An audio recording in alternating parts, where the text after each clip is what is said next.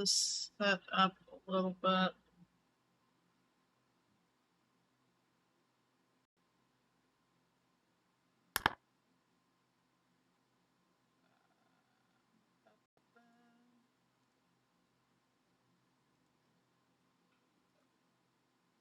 we go.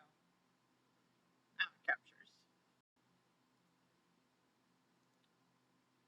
Hopefully this won't be too loud. No, it's not even.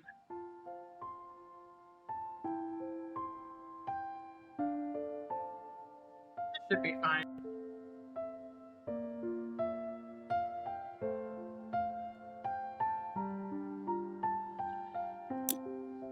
There's something I technically didn't finish with. That definitely wasn't there before. We can clean this and then we can clean the SpongeBob or Final Fantasy or any of the other ones that they've added since then.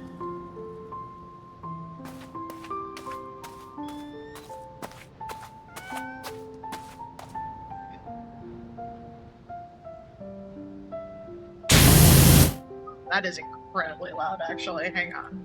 I don't know why that's so loud.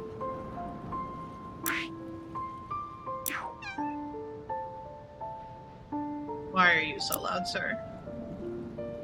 The water volume's not even that loud.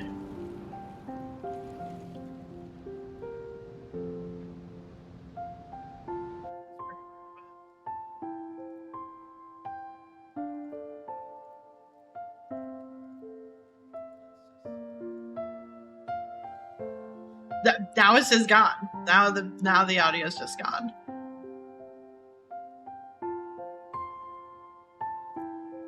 Why are you like this? Why are you like this?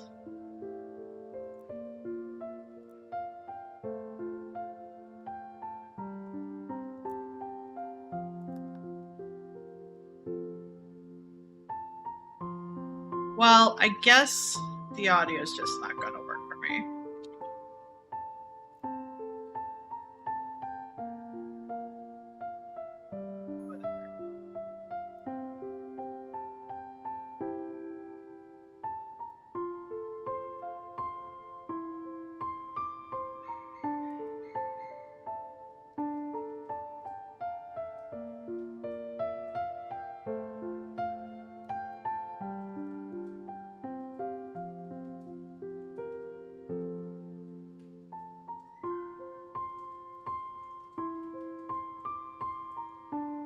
Using my tools. This doesn't look like my thing.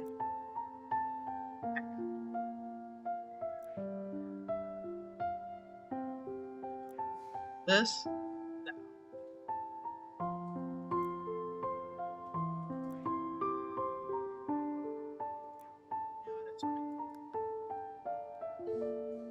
What? Just some joking around. In terms of planning? Yeah.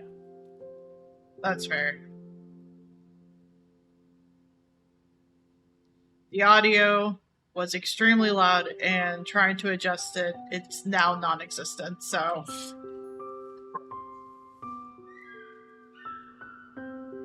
Broken things, and it's fine.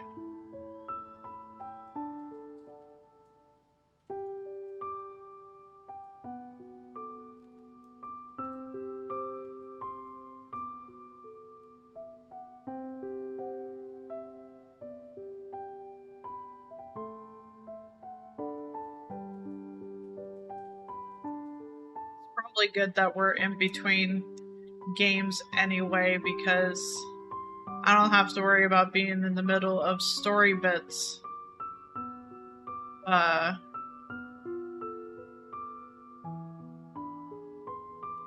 having a weekend of Splatoon.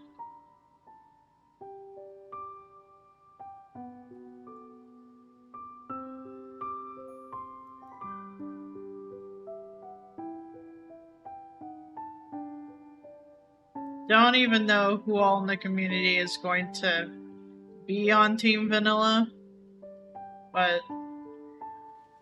It'll just be me and you. it'll be me and Against the you, world. basically. That's basically what it's going to be. I don't see a problem with this. We can't carry all of Team Vanilla. We can try. We can try. I don't think it's gonna happen, love.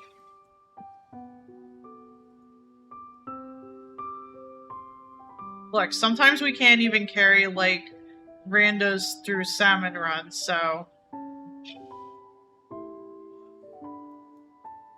Fine. I have doubts. I feel like there's going to be more people in vanilla than everyone's giving credit for.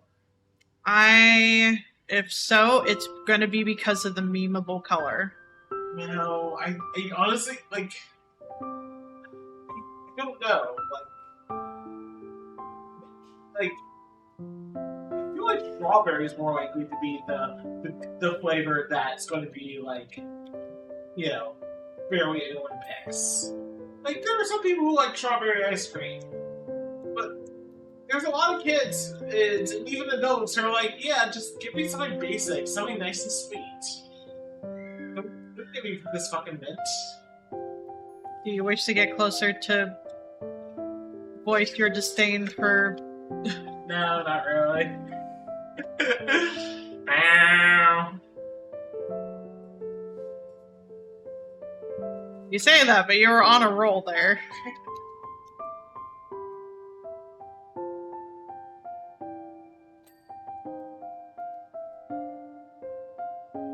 Stuck between two great loves of vanilla ice cream and Big Man.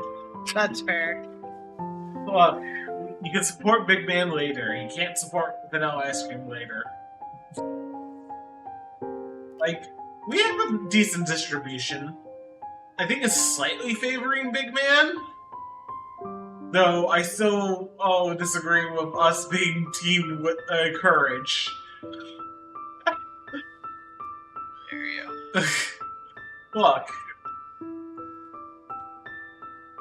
You shouldn't have given me the power then to choose. Whose fault is that? Curly's fine, but now I'm rectifying that by choosing this one. Wow. I love you. I love you too. I didn't realize you hated my choice that much. I didn't say I hated the choice, I just disagreed with it. On a personal level. Because clearly, I wouldn't say that I am a Courage.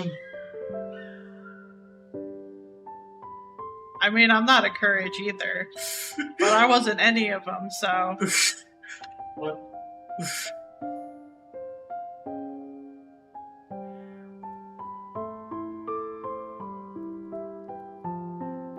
No, it's not betrayal, because Big Man just wants everyone to have a good time. Big Man doesn't actually care about the results, he's just happy that people are happy. I mean, he cares a little bit, as they all do. I mean, you can want to win, but also not care about the results. It's kind of like me with NAIC. I want to win, I wanted to get to day 2, but I'm getting 5-3 and 1 and barely missing out on day 2 is also fine. Mostly because you were tired. Yeah.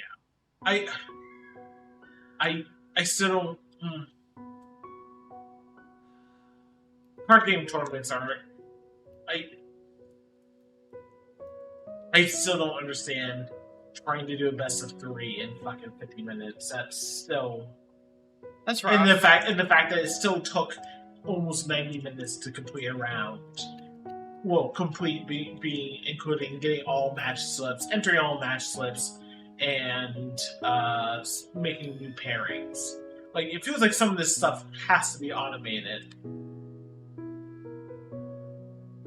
I feel like it would be a lot easier if it would.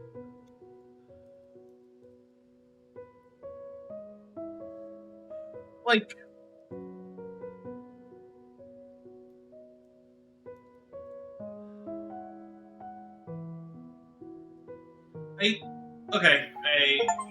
Here's going to be the thing I bitch about.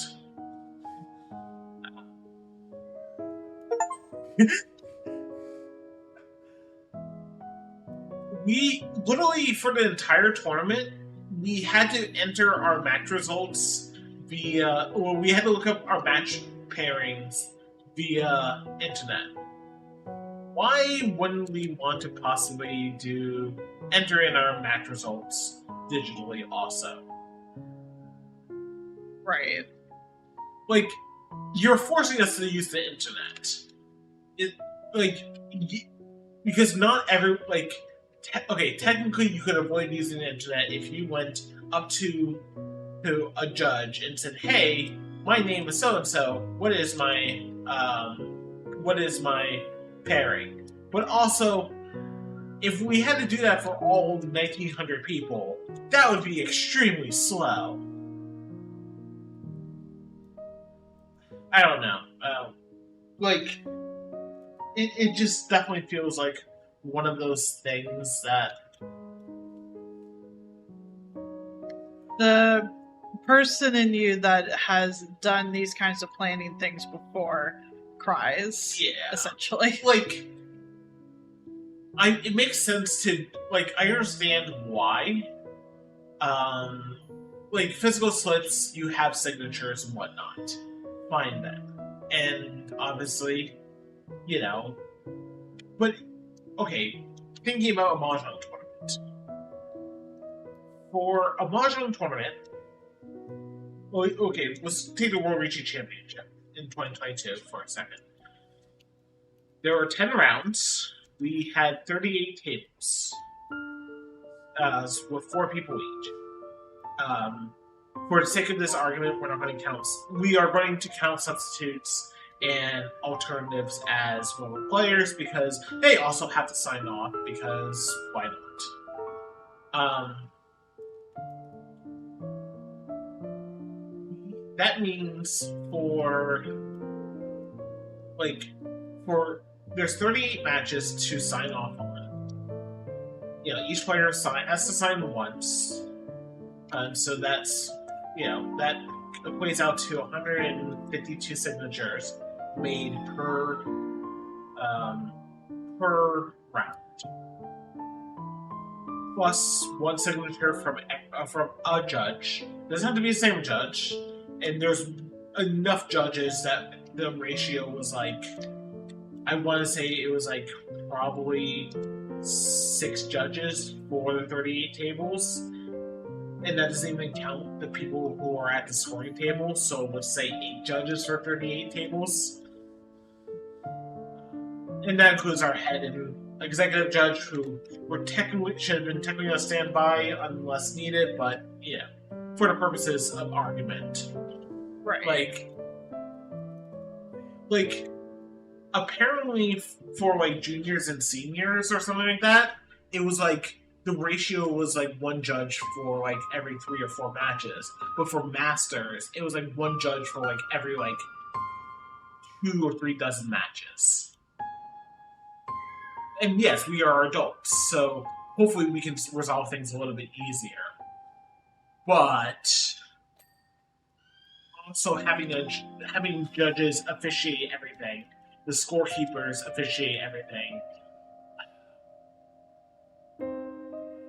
Also the fact that, again, it took 90 minutes. We were supposed to do 50-minute rounds. Even if you built in a 10-minute break, that means it should be 60 minutes between rounds. Clearly, the only time we even got close to 60 minutes per round was round 9. And that's because, we had people, I think several hundred people dropped once they got their 3rd loss of the day because they couldn't get to day 2. And they went, fuck it. That's the reason why things even started to pick up the pace. That's fair. But,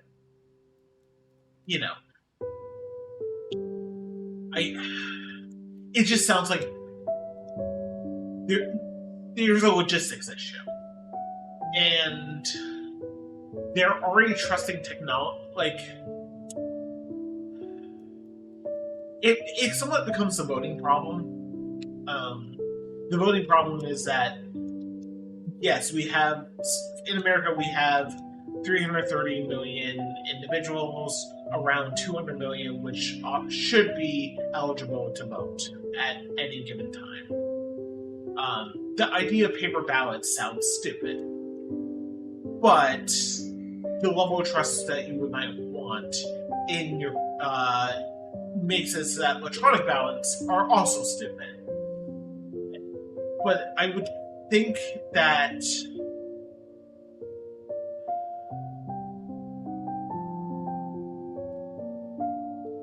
I'm trying to think. Is there a better way to handle this? That's more of a digital manner. We've seen how shitty a government's website is, so it wouldn't be able to handle, like... Right. Well, I'm just trying to downscale it back to Pokemon. That's fair. See, like, is there a reasonable way to handle that in a digital form? Because the problem is that obviously their ratio sucks already. Right. Because what my natural inclination would be is that you would want to have a judge basically be able to input the scores.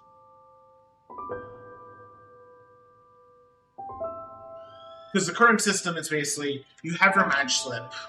In one player is designated as player 1, one player is designated as player 2. In this, in the center is a rectangle that marks game 1, 2, and 3. You mark off which player wins which games, and if after you go and after you complete whatever games you complete, because you can complete, because in Pokemon, any game that doesn't end with one player winning or a draw is considered an incomplete game. It's not like Yu-Gi-Oh! Where if you get to time, the player with the most life points wins that game. I could be at one prize left, and my opponent have not taken a single prize, but it's considered an incomplete game for the sake of statistical scorekeeping. Do I 100% agree with that logic? No, but I understand why they do it. Because they're ending the game early, there's no way to know if they would have caught up. Right. I mean, there were multiple games where I was behind 5 or 6 prizes to 2 and managed to still win. Right. Especially in the current format where they put a lot more emphasis on comeback mechanics. Mm-hmm. Like, I don't know. It's a big comeback mechanic. Oh, look, you only have 2 prizes left? Well, now put your hand on the bottom of your deck and draw 2. Yeah. And then I just put them under Path of the Peak and, just completely ruin their day.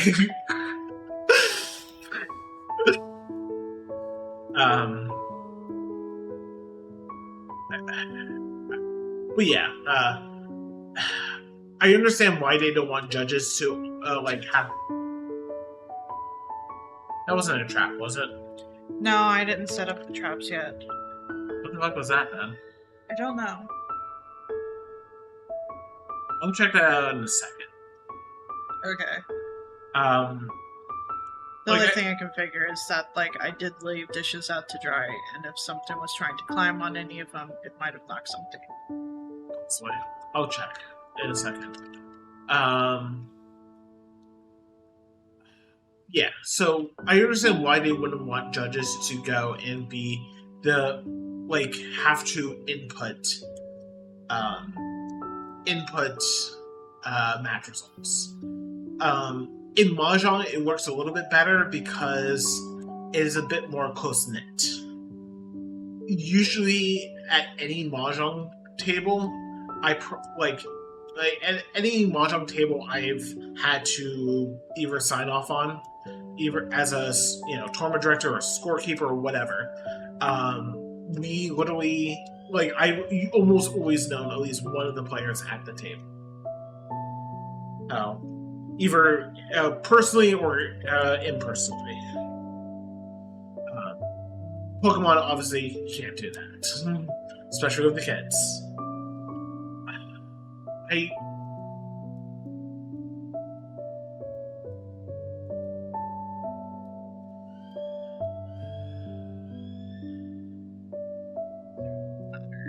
obviously they don't want to provide any electronics because that shit will get broken. Yeah, it sure would. Because there's going to be that one person and who's going to treat that input device like it's a fucking controller and they're playing Smash. Too real. Not in a good way. Too real. I've heard too many rage gamers destroy things, and it's just like, I like my controller. Why would I want to smash it?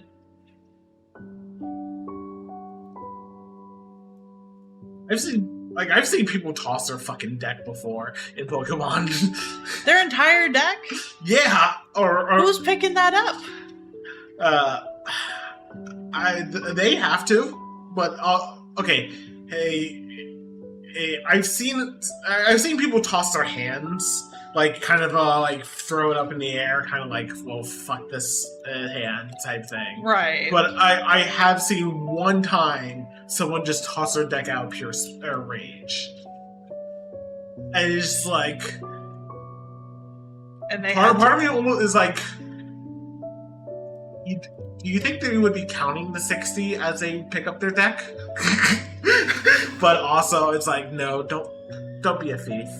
You can afford all these cards. But you understand my thought. You've grown past that. You don't need to give in to the urge. I don't actually know if you've stolen cards. I just know that, like, you've cheated. Oh no. When I used to steal cards as a kid, I would steal from Walmart. And I'm outside of statute of limitations, so I can talk about this. No, seriously, like, I played Yu-Gi-Oh! as a youngin'. Problem is that I had to get my cards some way, and I didn't have that much of, like, I didn't really have an allowance, so I had to get money some ways, and also, even beyond money, get cards some ways. I would play anti-matches against other kids, get their rare cards by cheating, and then, basically get those cards sold off so I can pay for the cards that I would actually need, because typically the cards that I would be getting are not even cards that would be, advanced/standard format legal. You had a system. Yeah, and also I knew how to get past to get cards from under Walmart security, because look, this is the one time you can, like, I'm not ashamed of it because fuck Walmart, but also this is where you can blame my sister. Why are we blaming your sister? Because I learned it off her. Fair. Fair. Okay, interlude. Do you want to go check what that was?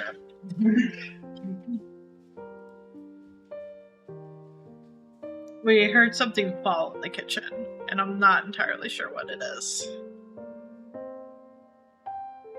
Besides, it's also bedtime.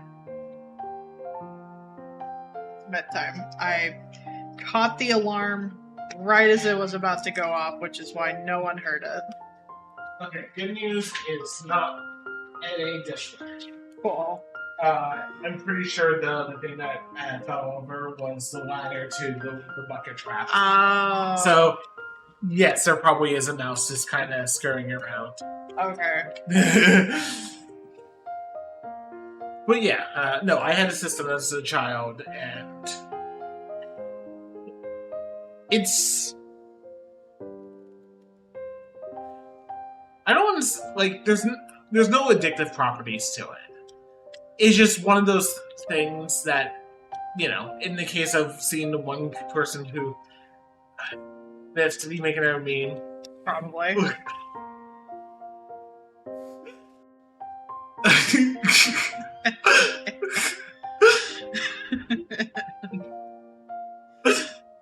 To save that. I have a folder for this. Look, I didn't cheat at Yu-Gi-Oh tournaments.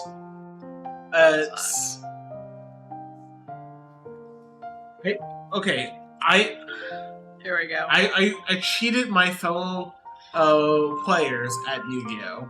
The ones at school who refused to acknowledge that no, maybe we should play a game where Pot of Greed is banned.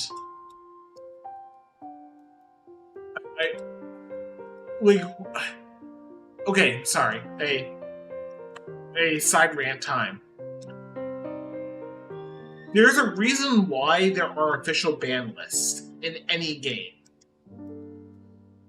You might not like it, and I understand why you might not like it, but the idea is it's supposed to be for the health of the game.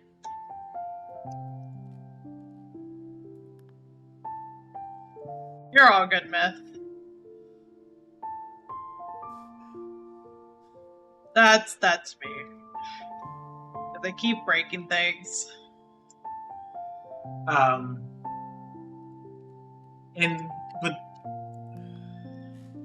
like, seriously, the kids in my middle and high school, they did not look like they are like, why these ban lists, blah blah blah, and it's like, well, look at your decks. All of you are running Pot of Greed. All of you are running Graceful Charity. All of you are running Chaos Emperor Dragon Envoy of the End. Like, do you not see what the problem is? It doesn't become a skill. Like, it stops becoming. If everyone's running the same deck, typical skill rarely is like mirror matches are usually the worst in any trading card game. In Pokemon, mirror matches often come down to who was the person to go first. Now, I'm not saying that's an absolute, but there is a notable first turn advantage in Pokemon.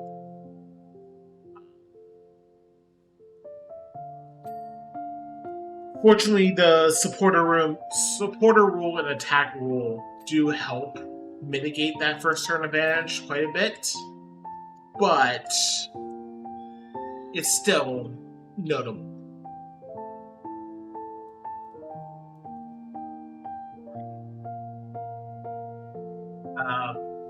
And they refuse to see that. Right. The kids back then definitely refused to see that.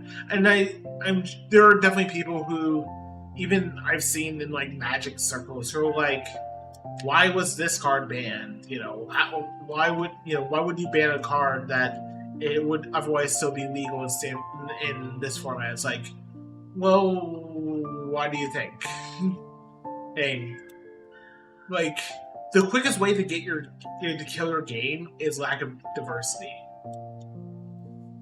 That especially if you're wanting to add more to it. Sorry. That's just an odd metaphor for life. I know. We're hitting the spicy takes today. This is PowerWash. That's what happened. We're here cleaning a hand and getting into deep talk, I guess. Kinda. But yeah, no, seriously, it's just one of those things where it's just like, but because they would want to do anti-matches, because they're like, oh, you're playing this, this, advanced format deck, blah, blah, blah, and, little me knew how to stack the deck in my favor.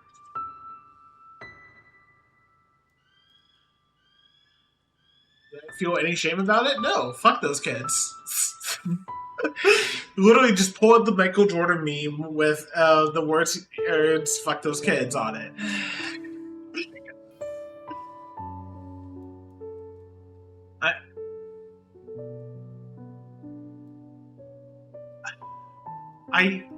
But yeah, no, I had a system going when I was younger, and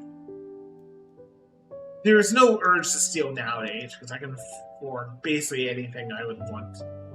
The only card that's currently standard legal that would be like out of my price range is Champions Festival. But stealing that card is not easy because finding that card ain't easy. For reference, Champions Festival is a card that has some niche play currently in the Pokemon TCG. The biggest problem with it is that the only way you can obtain said card right now is if you are a competitor at Worlds. And a copy of Champions Festival at minimum is going for $300 to $400. The spicy price. Yeah, and it's for very niche tech. Like, it is so niche that most people are go, even if it's currently viable in the meta, it's probably not going to be worth it in literally 2 months. Right. When Pokemon 151 comes out. Or Obsidian Flame. Oh, right. Yeah. You sure did ask me a question earlier and then left the room before I could actually answer. Which was? If I would be willing to walk to Best Buy. Right. Look, I wanted to lay down badly. No, that's fair. And I wasn't... the thing is that it would be one of those things that's not, urgent. So, right now with Pokemon 151, good luck trying to get it on the Pokemon Center. I think the only thing available in terms of Pokemon 151... Actually, no, I think it also sold out. Was that there was the Ultra Premium box. The one I sent you? Yes. It's for $120. It comes with a promo version of the Mew EX that's coming in the set, which Mew EX is already, just like most Mews, is going to be immediately meta relevant. Which is, though, it's funny because apparently there's none of the people in the TCG Discord had seen Mew EX, and I showed them it. It's like, oh, so it's just a worse Bibarel. It's like, are you sure you want to say that? Are you sure you just want to, I understand why they're jumping to those conclusions, but also, it wouldn't be seeing meta play if it, it's already seen quite a bit of meta play in, Japan, Right. And it's like, I think you guys are underestimating this a bit. Just a little bit. Yeah. But that's fine, honestly.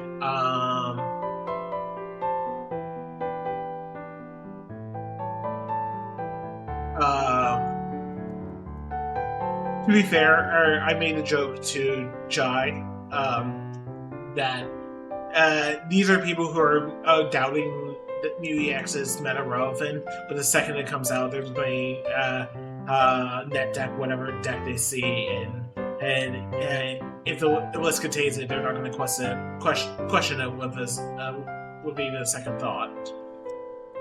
That's fair.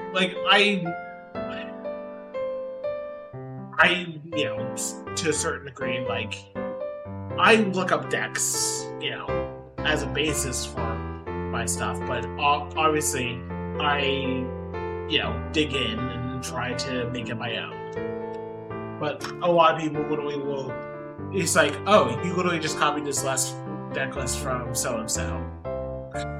Or from this tournament, I mean, that's most decks. That's most decks, but you understand what I mean.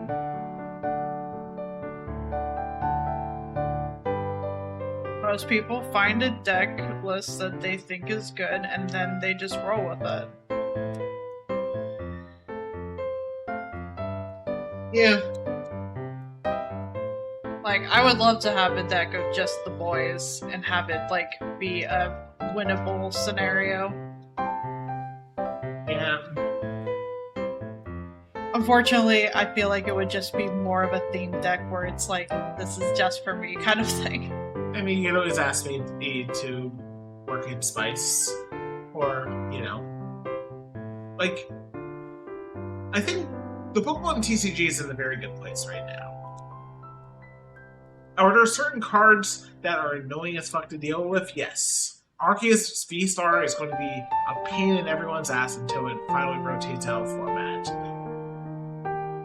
Which is not going to be for at least probably another 3 years.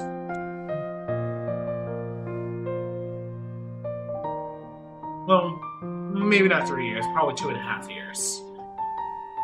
That's fair. But seriously, like, Arceus V-Star is going to be, unfortunately, going to be meta relevant until it is gone. Having a double tutor at once per game is very powerful.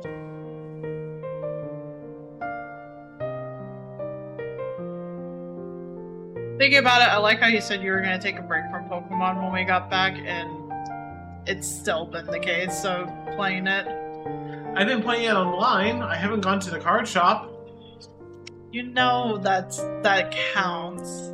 That's Playing it online counts. I mean, I still need to complete my battle pass.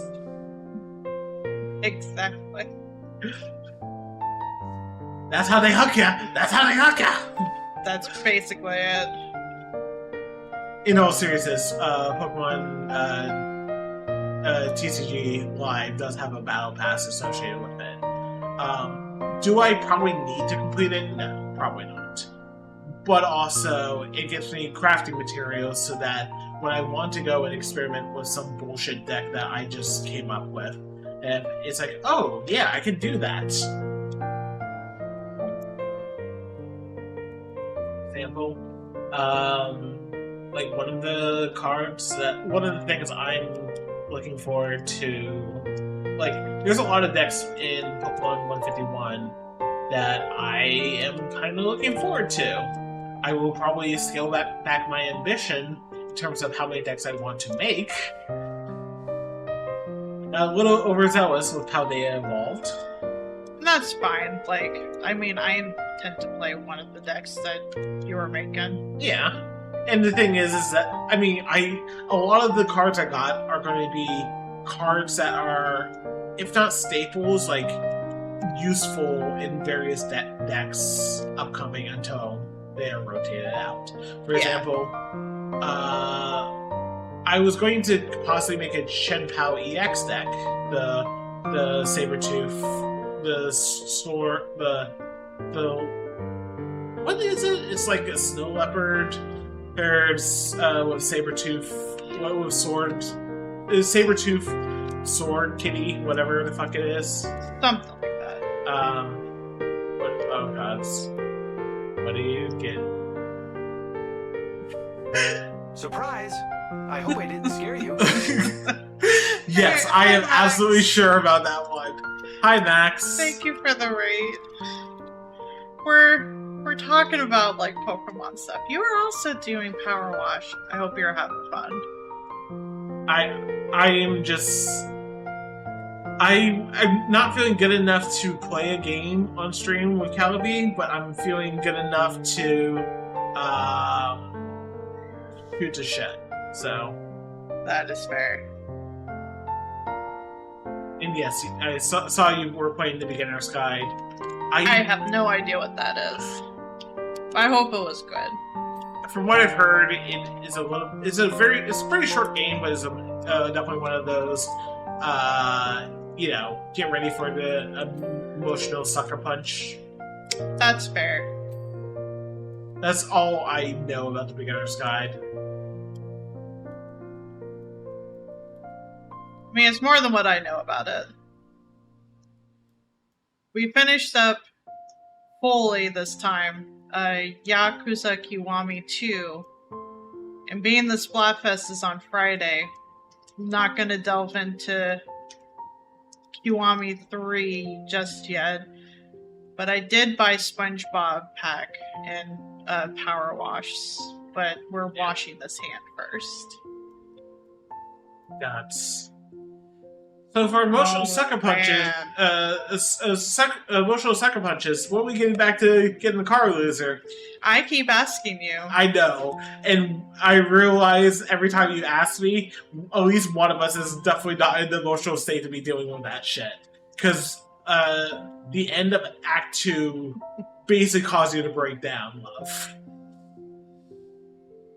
Hey, everyone, this is not an ad, but if you really want a clear road trip story, fantasy road trip story that really just goes fucking places, play Get in the Car Loser.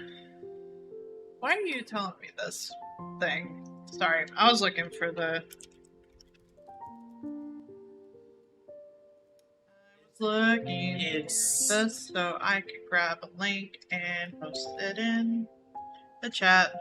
yeah, it's on sale for you. It's on sale. I assume it's on sale. Yeah. It's on sale because Steam Summer Sale, and it's $7.99 right now. And if you just want everything, including the soundtrack and the DLC, it's only $20 total. And there's still the other game that I want to potentially play from the same creator, but I don't even know. Like, it's not on Twitch's ban list, but it's one of those games that's like, it might be. Like, is this stream safe kind of thing? No, it's definitely probably not stream safe.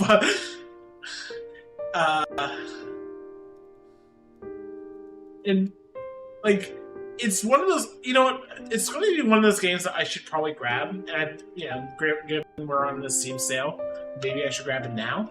Yeah. And maybe I should play about maybe 20 or 30 minutes of it offline, see how fucking deep, how much in the deep end we get 20, 30 minutes in, and maybe I'll stream it on my own channel. Because that way, if something goes belly up because I played it, it doesn't impact you. But then it would impact you. Yeah, but that's fine. It just means they say no. You get my point. Like, I don't think they would go and give me. It's not like they're going to ban me for playing it. I'm sure there are worse games out there that people will have played. But also, it's one of those games that,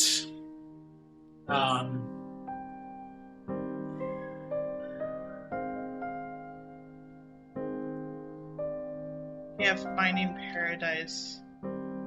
Yes, I'm wondering if I should play it. Then Tria is playing To the Moon. I have To the Moon, and I just have not played it. But also, I also have, like... God, words are hard. I know there's another game that I have started and definitely have not gone back to. you know, actually, that makes me randomly think of something, but I can check that. I'll check that on my own time. Related to a purchase I made a few years ago. But yeah, maybe that's what I'll do.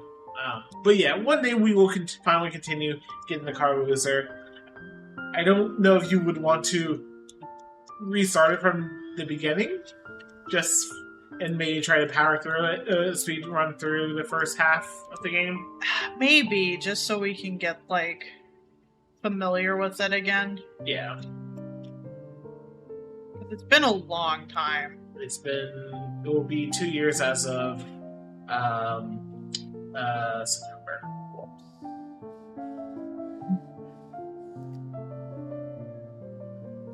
And the backlog keeps growing and growing and growing. I mean, the backlog never ceases. It doesn't.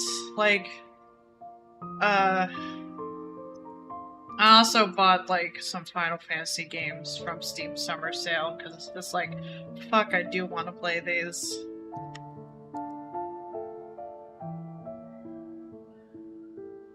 But yeah. So people can look forward to that at some point.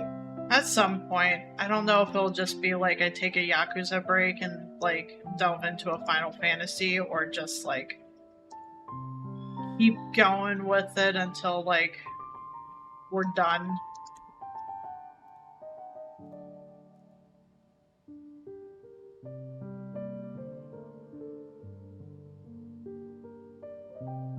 There, the Majima chapters destroy me.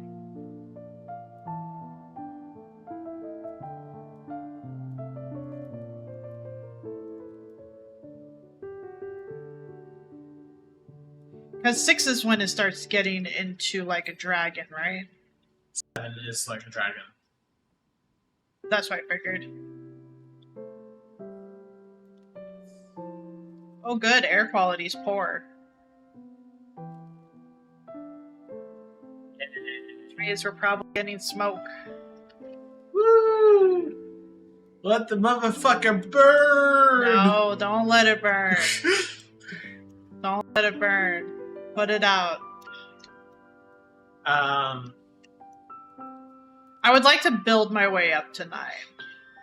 Because I want to play 7. Also, I think it was 8. Yeah, It was 8 I like bought. you don't. Okay, so I'm trying to think.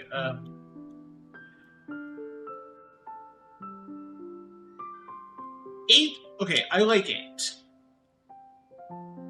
and I say this as someone who likes 8, who I think everyone's way too harsh on Squall. Like, people are assholes about Squall, who's the main character of 8.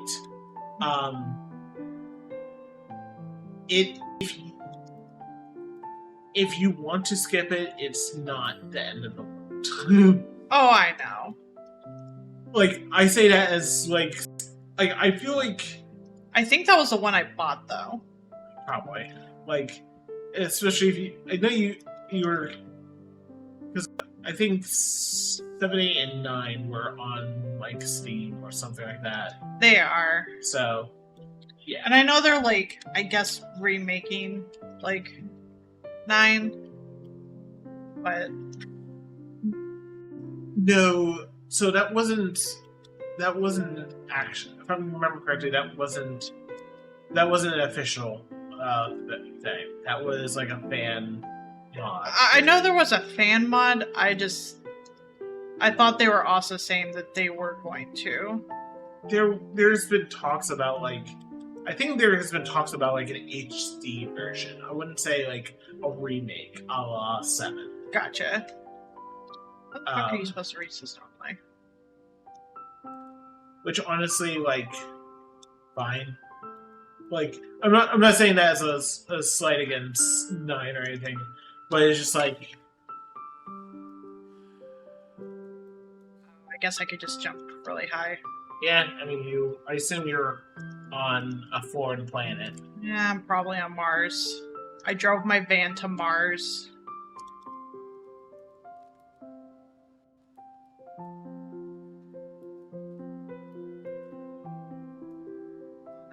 Jumping super high.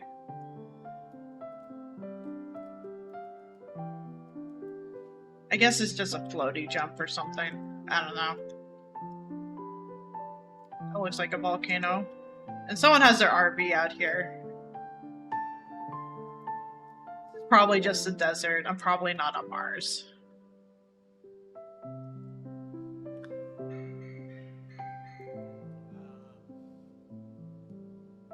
There have been animal sounds, so I'm probably not on Mars. That's fair. I can't hear the water, but I sure can hear the animals and stuff.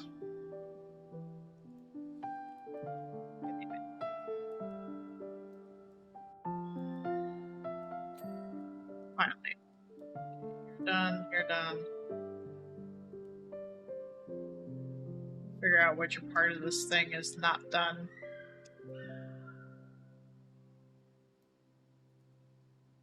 That finger.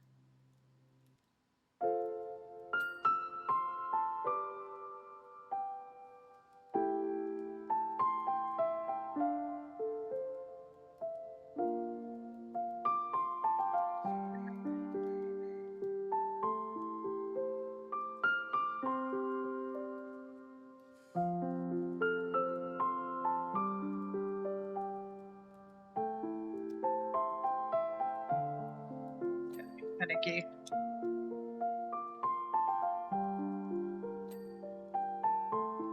Done. We're not done by a lot, actually. Yeah, it's a little crowded in there. It is a little crowded in here. I just have missed this entire spot right here. It's fine. It's going to get dirty again. The wind's gonna kick up and it's just gonna get dirty again. Webbing, so that webbing.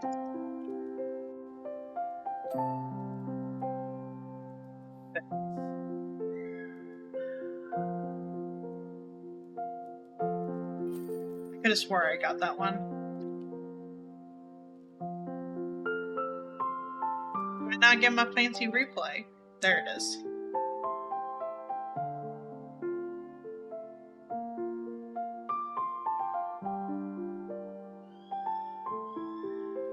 It's lo-fi Ghibli music.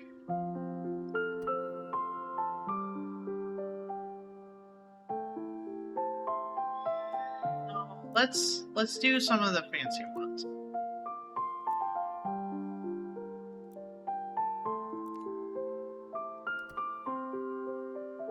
I was hoping that like this would have like the general Bikini Bottom music playing, so I had opened it up earlier. It does not. No music. Probably that would be a little too much in terms of licensing. Probably, but like, one can hope.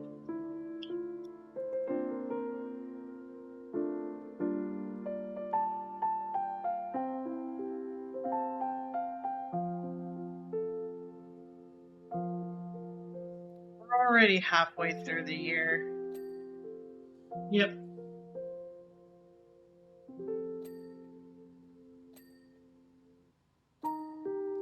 I'm just thinking of like everything that's still kind of like left to do, but also like how busy it's also going to be. Yeah. We'll get there one step at a time. We will. Don't question it. Hi, Tara. The same way I guess they take showers and stuff.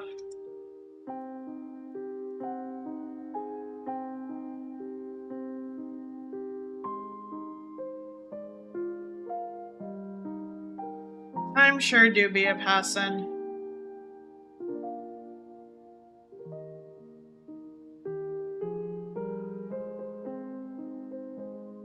Because I'll be seeing my siblings for a concert here at kind of the end of the month. And then the next month will be PAX.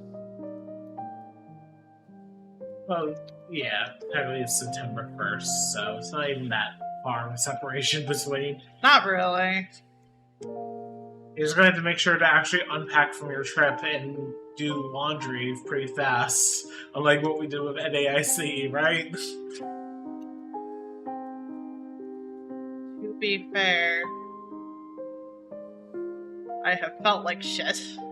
No, I understand, but you get my statement. I do. To be fair, it's not just NAIC that we have had trouble unpacking from a trip from, so... I wasn't sure how to unpack your bag from your trip. Carefully.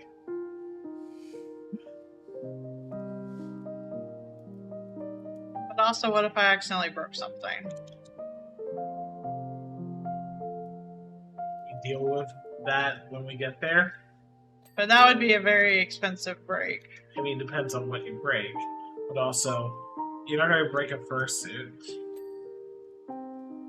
I mean, not. Maybe. The closest thing you could do is the headpiece, and even then, that's not what you had to unpack. Not really. Like a hamburger? I don't hold a hamburger gently at all.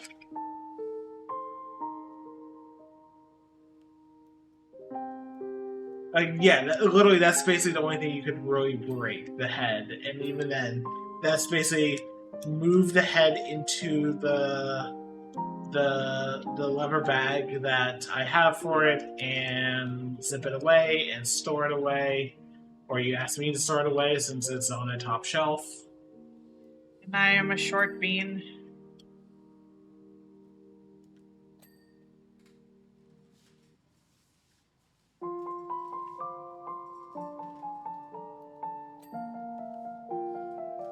Can't tell if you're rolling away because you're done talking or I was if just reading. you're... No, you're good.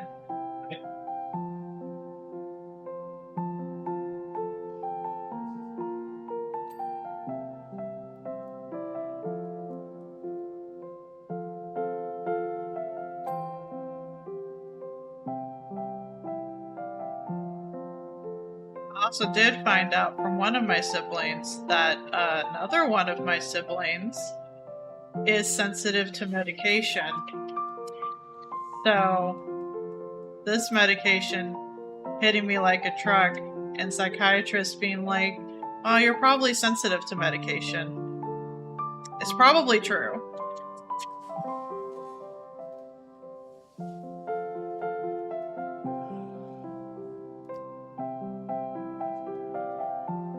I didn't actually. I just laid down. I didn't even fall asleep. Nah, that's fair. I'm tired too. Just gonna do it during the night and just like flop on the couch, watch idiots play 80 What on the Clock Tower. Probably, because we still have videos to watch. Oh yeah, we have funny videos. We still have most of the Patreon only videos to watch. Or for anyone interested, we will be trying to run our own game of What is the Clock Tower. And by we, I mean I'll be running it and Kelby will be playing in it. We are aiming for a Saturday, so. And it's a social deduction game. Yep. Kind of like Werewolf, but with more powers. There's a lot more interesting things about it. If people are interested, first look it up because it is a much more complex game. Yes, look in the Discord. But if you'd like to join, we are trying to keep it somewhat limited for this first set of games to people we know. But if we know who you are, feel free to just message either me or Calvi and we'll hook you up with the Discord that will get you to the game itself. And like I said, we'll play on Saturday. I believe we have it scheduled for 7 p.m. Eastern, 4 p.m. Pacific. Convert that to whatever your time zone is. But yeah, the more the merrier. Yeah. Like, an ideal number would be around 8 to 10. I'm not expecting that for our first game. Probably almost don't want that for the first game because obviously it's going to be a little bit of a... No, I figure I'm going to probably do that I'm winning probably... There might be some setup I still want to do in the Discord in terms of like general...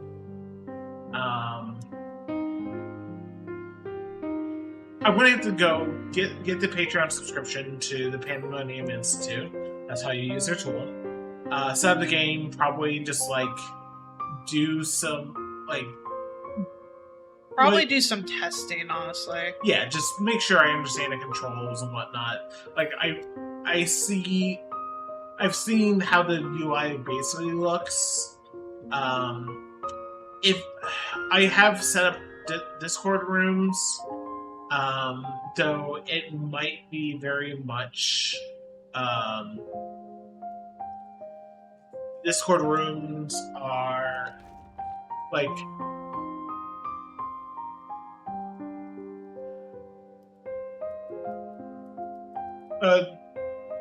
like you can technically do everything within the web client. Like for example, they do have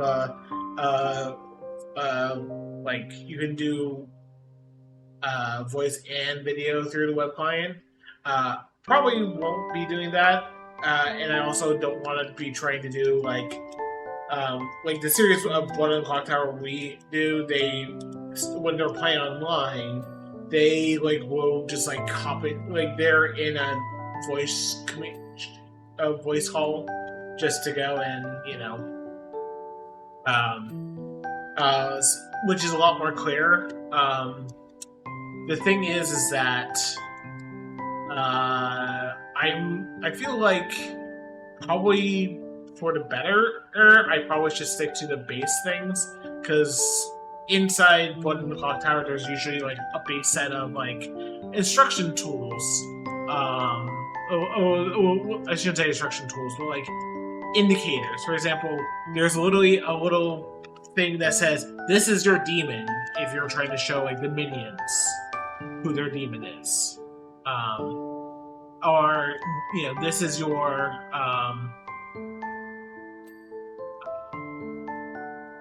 minion, this is your roll. Actually, technically, you draw your roll out of the bag. You have various hand signals and other things to indicate who is, what,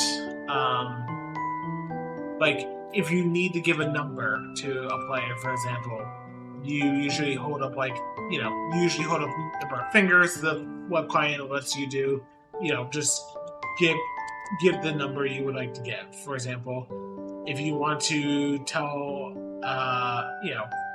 a player 3, you would just literally go 3 with respect to their power.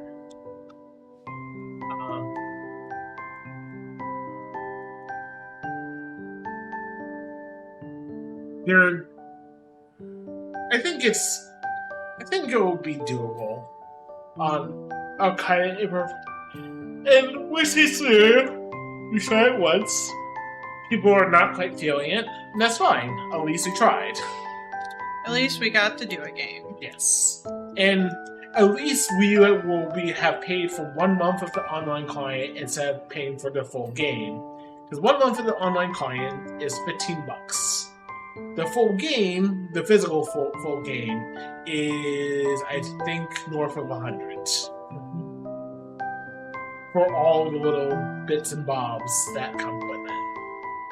That's fair.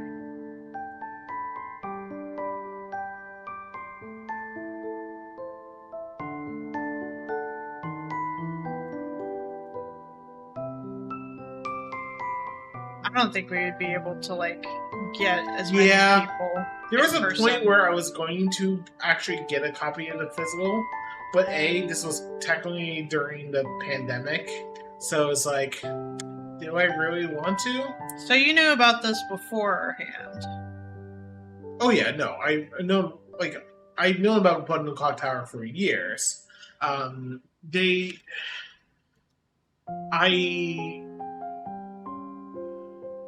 It's just one of those things that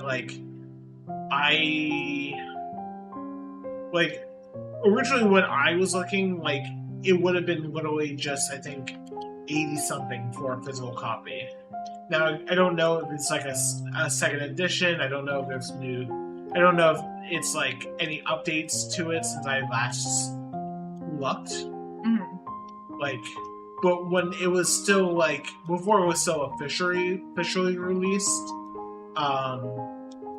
it was $85-$90, I think.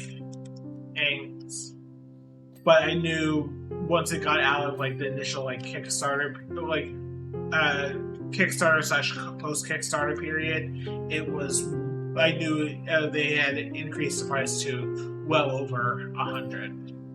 And Myth says 145 for physical. That sounds about right.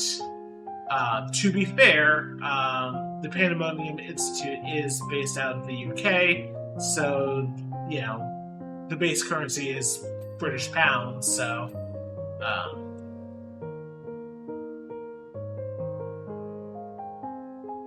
yeah, that doesn't sound wrong, honestly.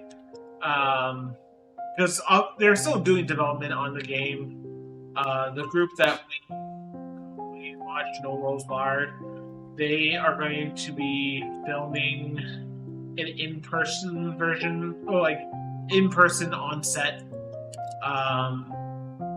like full theatrical version of What on the Clock Tower. They're filming 6 episodes, and one of the main perks of them filming is that they will be also shipping to the US currently. okay. So basically, you could just say, yeah, that sounds right, honestly.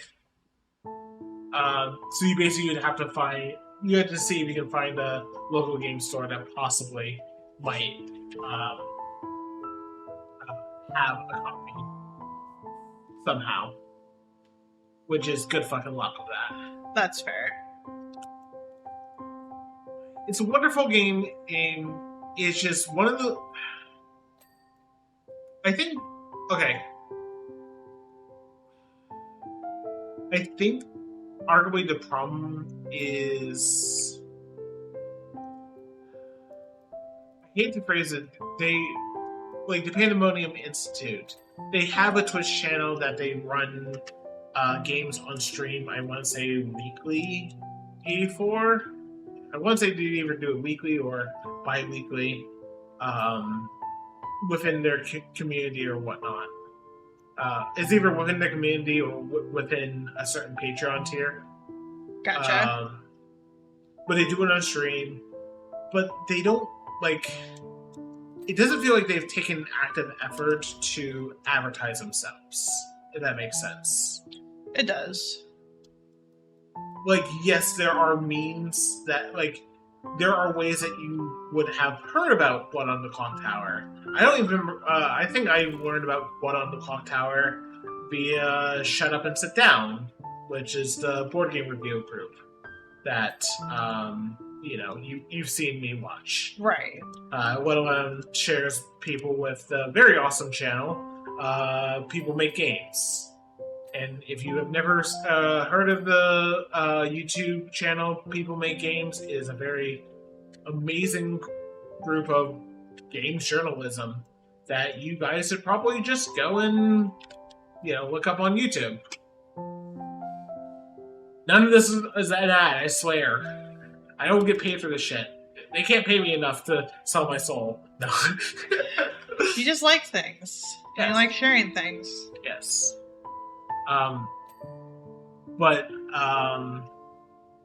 Yeah, I first heard about Blood on the Clock Tower because Shut Up and Sit Down did a review. And Shut Up and Sit Down is based out in the UK, so it's not a surprise that I first learned about it from them because obviously they're a UK group doing board game reviews. Right. And, you know, and it seems like it's very hard to get a hold of a copy in the US of Blood on the Clock Tower right now. So,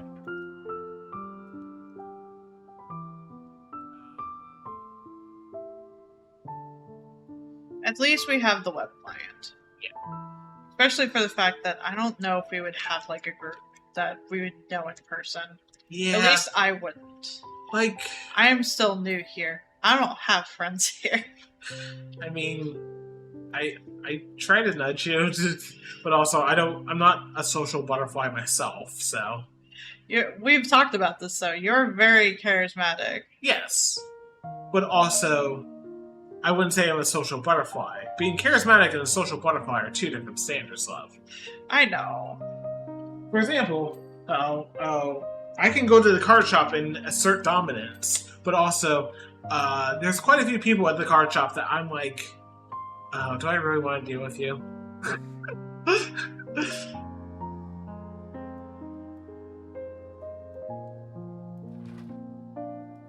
I don't know who to Scruffy.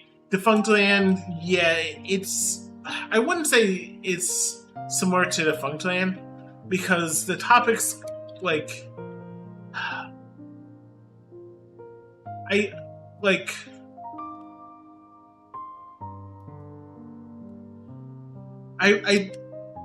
I think the best way I can put it is that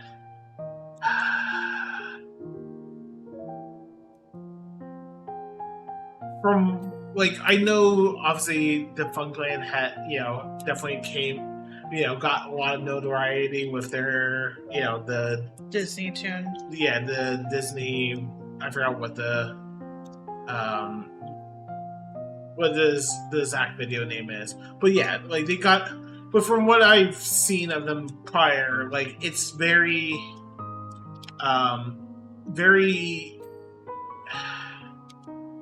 I wouldn't say. Like obviously saying it's informative is like, oh yes, of course it's informative. I guess the term I would be using is like they are very cut in. Like most of the time, they're very cut and dry. Gotcha. At least from what I've seen. Now, maybe it's just maybe a certain age of their content that I've seen and whatnot. And with People Make Games, there's definitely a lot of personality to it. And actually, let me take one step back. I'm not saying they're cut and dry as a slight. Because sometimes you really just want cut and dry content. Sometimes you just want literally the base ass bitch information. But I think the problem, like, but sometimes that lends itself, like sometimes when you're watching, like.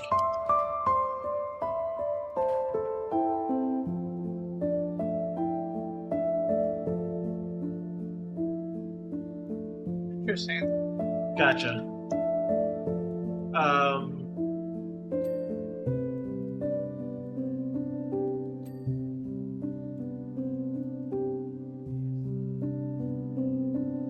Completed no.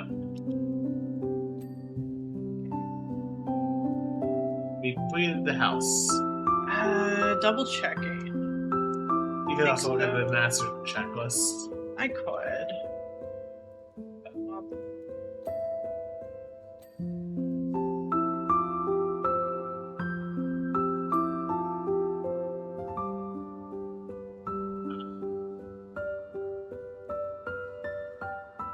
I think arguably the thing that makes, at least in my opinion, people make games, is that, like, we're talking about, there's a lot of personality that goes into it. It goes a lot more personal, because, like, I think the thing that, like, put People Make Games, one of the first videos that actually put People Make Games, like, on the map, a little bit more than it was before,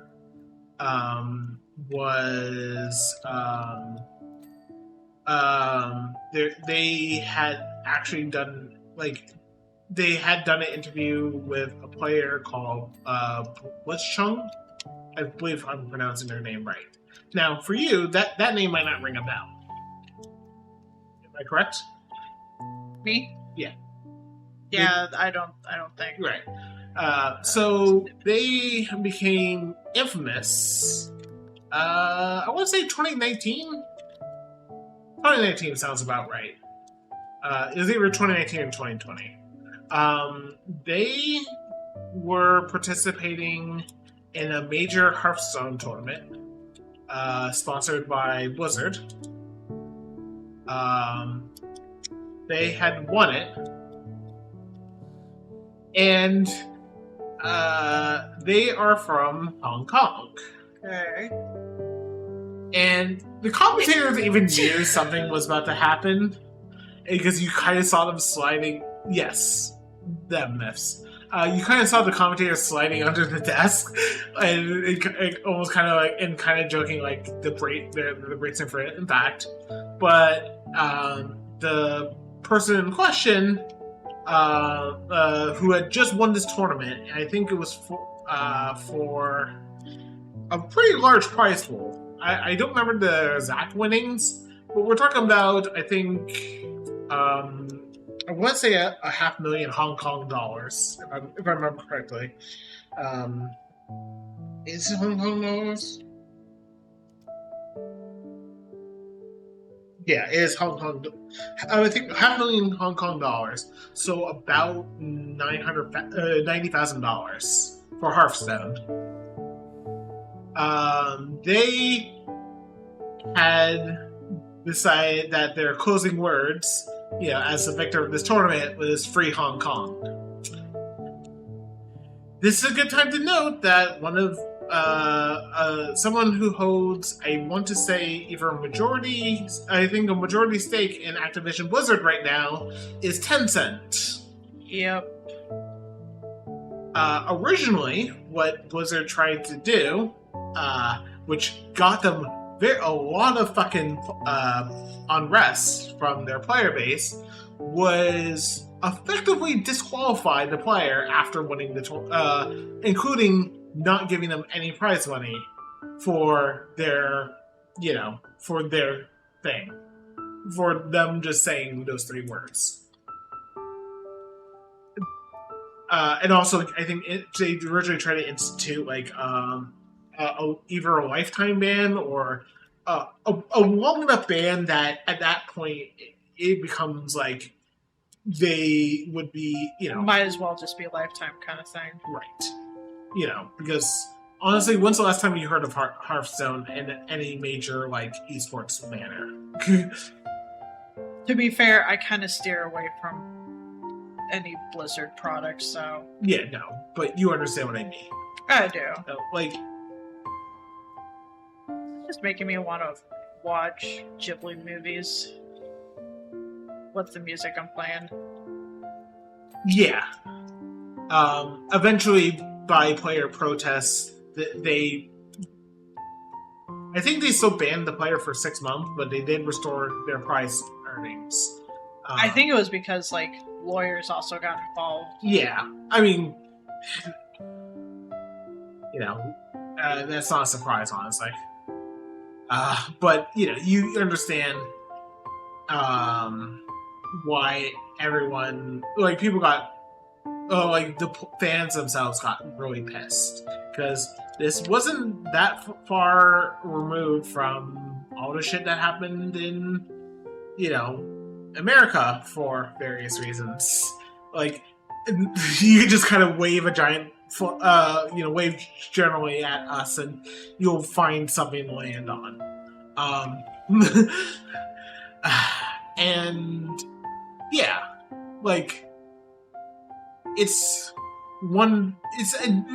just added another reason why it's very uncomfortable for me to support anything Blizzard does, even if they're doing something good, because it feels, at best,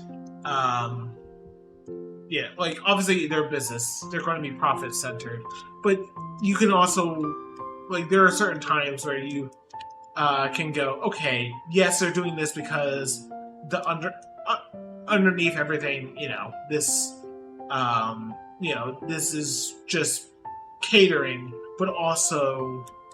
Or covering up something. Yeah, I mean, if they're covering up something, then obviously, it feels like every time some major news drops with Blizzard, they somehow always have some sort of announcement with either Diablo or Overwatch.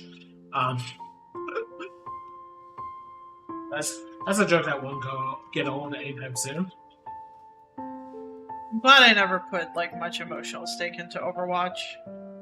Yeah, I never had to, because the last thing I played was World of Warcraft Cataclysm, and that was back in my college days.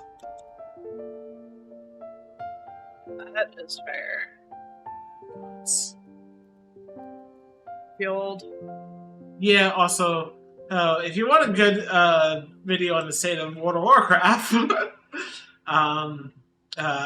there is Folding Ideas, aka Danos, also known as Danosen. He did an hour 45-minute video called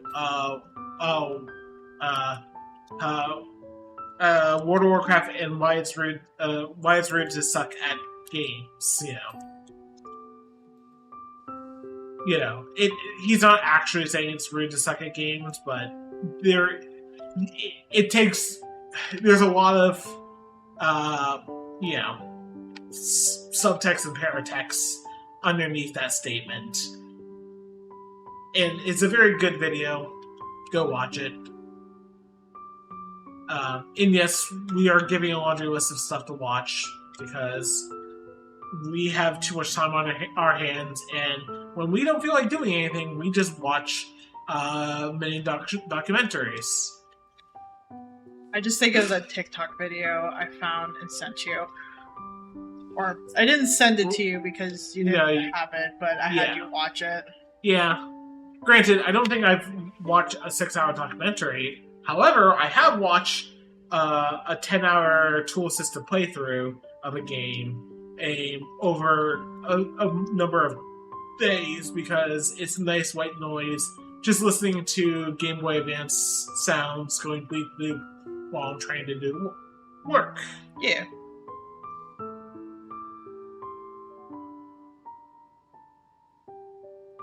Though the fact that someone coded a fucking 10-hour tool-assisted playthrough is still also kind of amazing in itself because, obviously, because you're doing a playthrough and not a speed run, you don't have to optimize things anywhere near as bad. But also, just how much time do I allot for dialogue boxes? How much time do I, fuck around? How many battles do I take up? The fact that they set up, and they have to set this all up so that they can do just one playthrough in a long enough time that people can enjoy, people are able to enjoy the story and people will enjoy the characters and whatnot, but also be concise enough that it's okay, this is better than digging out a Game Boy Advance emulator and trying to play this myself. For example, there was a video I was watching that you saw me occasionally peeking into. A Summon Night, or it is a game that actually is a JRPG that plays kind of like a 2D fighter for the Game Boy Advance. Now I'm feeling bad I can't remember the name. But that was a 10-hour tool-assisted playthrough, And I had played through it before, some number of years ago. I think it was during college. So I want to say somewhere probably around 12, 13 years ago. But it's oh, yeah, I found this game again. Let me just watch a playthrough of it. Which is always interesting. And just trying to see how much of the game I actually remember and whatnot.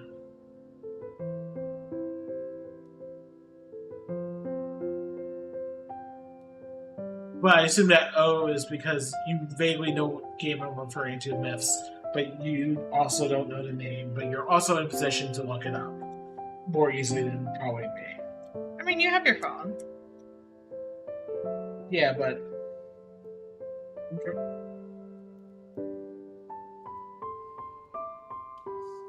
look through my history.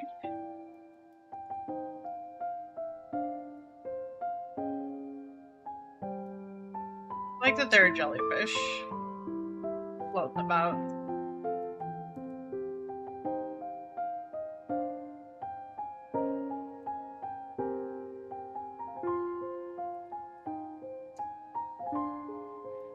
Counts to be able to. You're good. Having multiple accounts can be a pain in the ass when it comes to YouTube. Yeah, which is why I am logged into different browsers for it. That is fair. Like, the Edge browser is logged into the streaming archive channel, so I just like open up that browser anytime I'm going to like set up publishing, put in any relevant information, I guess. Yeah. I'm never sure what's relevant information for a YouTube video, but like, Yeah. I try. The game is Summon Night Swordcraft Story. There was also a sequel to it. I remember trying to get into that, but I think I realized after playing through the first one, it's like, oh, I'm not ready to do all of this shit again. Welcome back, Myth.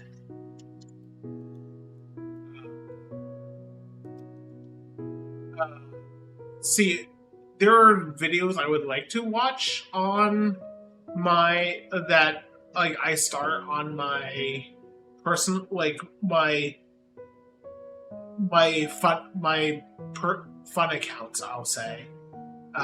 Basically the ones that are not my first initial, middle initial, last name. Yeah. But the thing is that I don't feel comfortable logging into those accounts on my work computer. Or at least the email account at a minimum. Yeah. But because I'm not going to log into my email account, that means I can't access my fucking YouTube history on those accounts. So it's just like shit. So often, if I can, I will literally just find my way into the living room, put whatever video I want to be watching from my phone onto the Chromecast, and then be sitting there with my work computer. Which will be a lot of this summer as well. Yeah, I'm probably sitting in the work office is not helping my stomach. I've actually been sitting at my desk for work. Holy shit, no. I don't think that's why I'm feeling sickly, but it probably isn't helping it. No, I get you.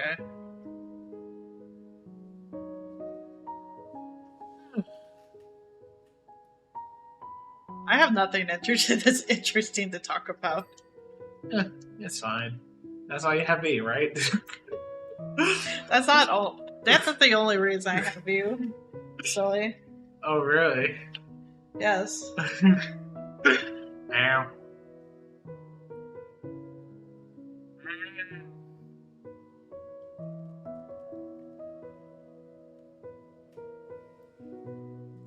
Yeah, triple digits. I know I've mentioned it before, but I am happy. I'm also trying to figure out now, like, given my stomach state, what do I want to actually eat? Because Yeah. I don't really want to heat up the kitchen right now. Like, arguably, I was more willing to do it earlier while it was already hot. And it's like, well, how much worse can I really make it? But now it's just like, fuck, I don't like turning on the. No. In order to do grilled cheese, one of us would have to go to the store. Yeah. Like, it's not even that bad out. It's 86. It's 84 on the Echo, but close enough. It also did say air quality was poor. Yeah. So. And also, I already don't feel great. And also, I don't. Like, we have tomato soup, but that's for Calby. Because allergies!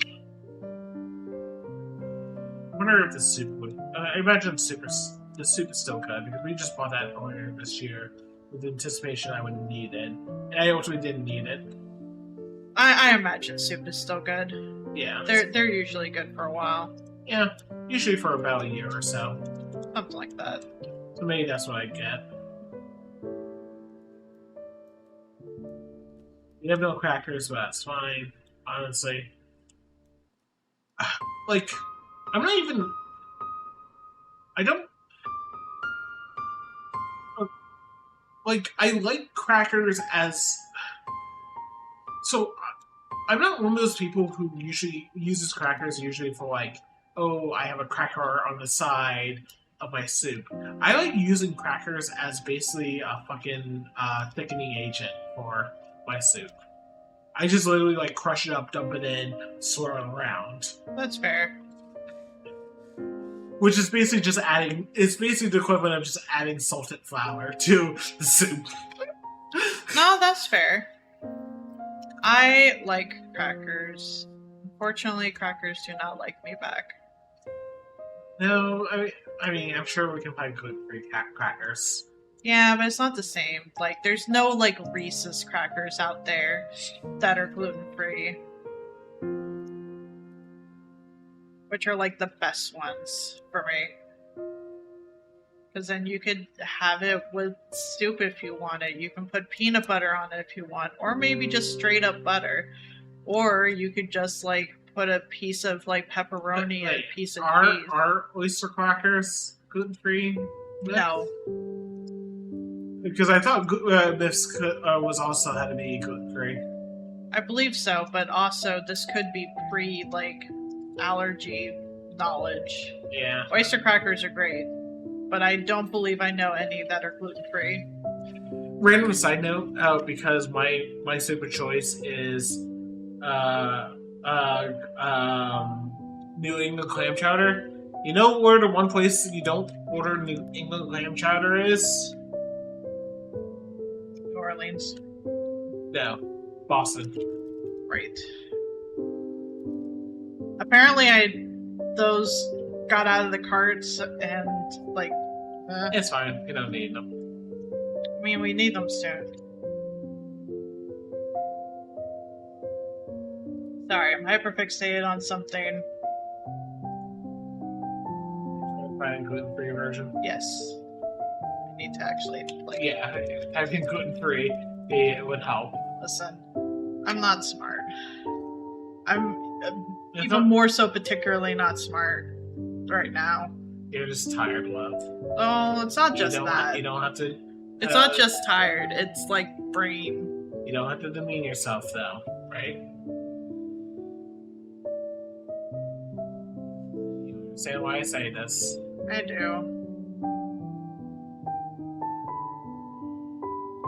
don't know if that's the same.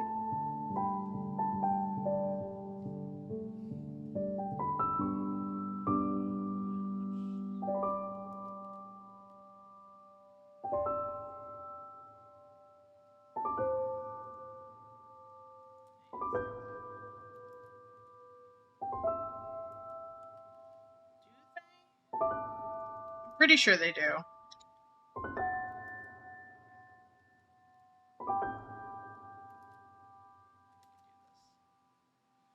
They make a lot of stuff.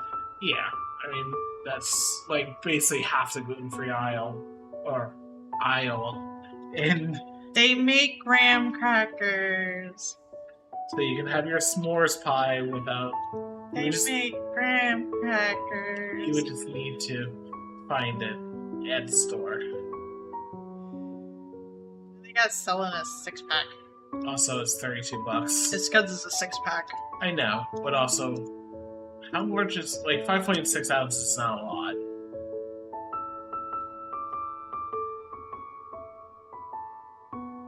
But maybe that's what we do one day.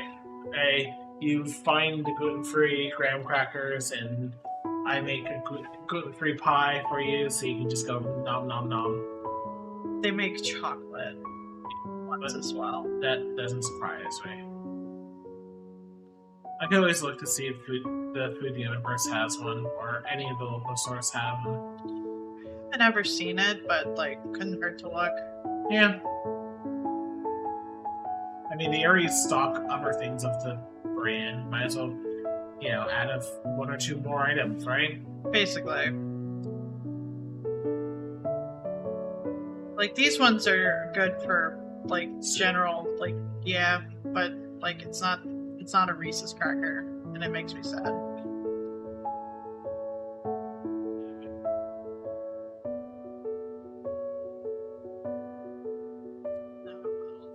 Great thing.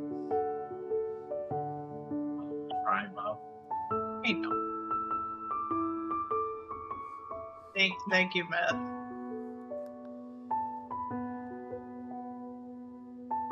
Brain's just goopy from meds. And that's fine. You don't have to insult yourself in the process, right?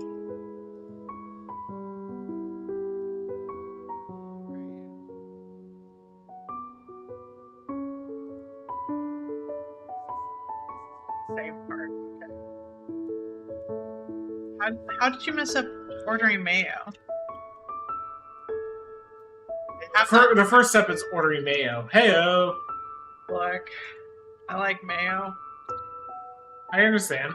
And unfortunately, one of the casseroles, when we were talking about casseroles, like, that I know of that's low carb, unfortunately calls for mayo, so I could never make it for you. I mean, I've said I'm kind of willing to try like a homemade mayo, and maybe that will be what finally makes me go, okay, fine, then I'll take this. It's just, every time I've tried store-bought mayo, it tastes like shit. Just like store-bought ketchup is shit. Store-bought mustard is shit. Like, when I get like honey mustard from a restaurant, I don't like it, but at least it tastes a little bit more palatable. Yeah. Like, it's still ultimately not like, you know, I would rather just like good cheese sauce or something, but, you know. Yeah.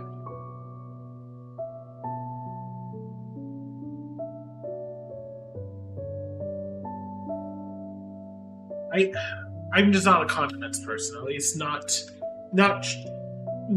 like, I'm not a Heinz person. I'm not a you know, Kraft person, you know, in terms of condiments. I think my problem is especially when it comes to ketchup and mustard, like literally I can gag on the smell of it. So, like, whenever Calvi wants to have ketchup from the Heinz bottle, she kind of has to be, like, careful, like, treat it like it's radioactive waste. I just don't want it to, like, make you gag. Right, that's what I'm saying. Gas has been high, so I needed to have groceries delivered. I messed up and didn't read the size of the bottle. How big of a bottle did you get? I guess it could be how small, but like my initial thing is how big.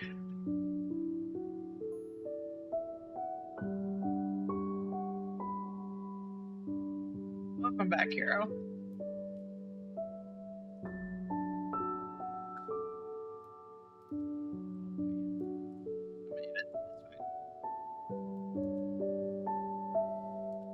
Sure you don't want to join us, Hero, on Saturday? Hero has packing to do. I know. I'm teasing. Ugh. God. Body.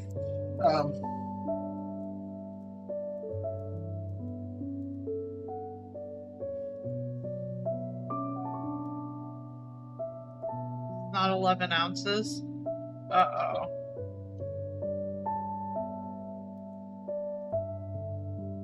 The SpongeBob is a DLC that I decided to splurge on, being that last stream someone very nice gifted or did tips, so I figured I'll spend it on things for stream while Steam Summer Sale is Oh, out. we're not going anywhere. We're playing Blood on the Clock Tower, Hero. He's trying to get the gang bigger.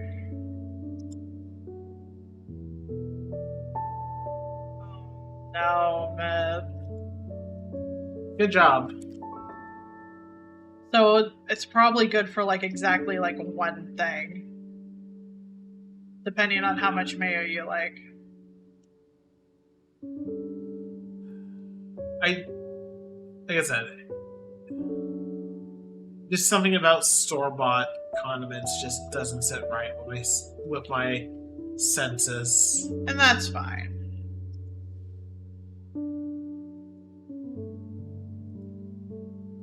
And that's fair. Like, it would be normally around when we would do Apex anyway. arguably a little earlier, probably, but it's one of those things that if you would like to join, you can join. You know, literally you have until the moment we start to join. And technically, the game does have a mechanic called Travelers, which are people, you know, who might have to depart the game or arrive late to the game. But also, like, obviously, I don't think we wouldn't be implementing that unless we already have a kind of full house. And that's fair.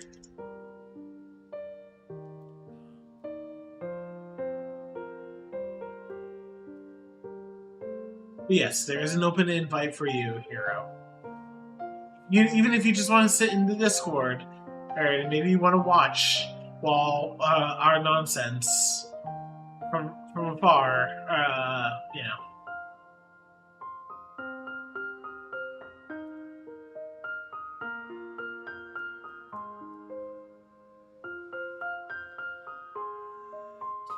Hours? Yeah, well, I blocked off 2 hours for it, so depending on how many. And the thing is that I will probably be running a tighter shift, especially since we were talking about like.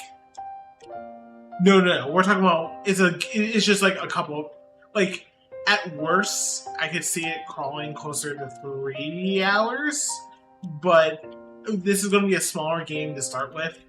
And I imagine that 2 hours will be the max. And since we're not like doing any sort of video content, I don't need to go and let people like it's like a board game, basically. Like it's a social deduction game. It's not it's not a campaign. It's not your. Oh, okay. I will send you an invite link afterwards. As that would almost guarantee us then at least 5 people, which is the minimum. The ideal number for the game is 10, but 10 would definitely get closer to 3 hours, which obviously we would want to prepare for. And I can show you who. I mean, it is basically werewolf. See, when I think werewolf will long form, most werewolf games I play, like, I hope it's like especially more ones that don't have too many powers. Hopefully, is over and done with within like an hour. Obviously, that doesn't always happen, but like.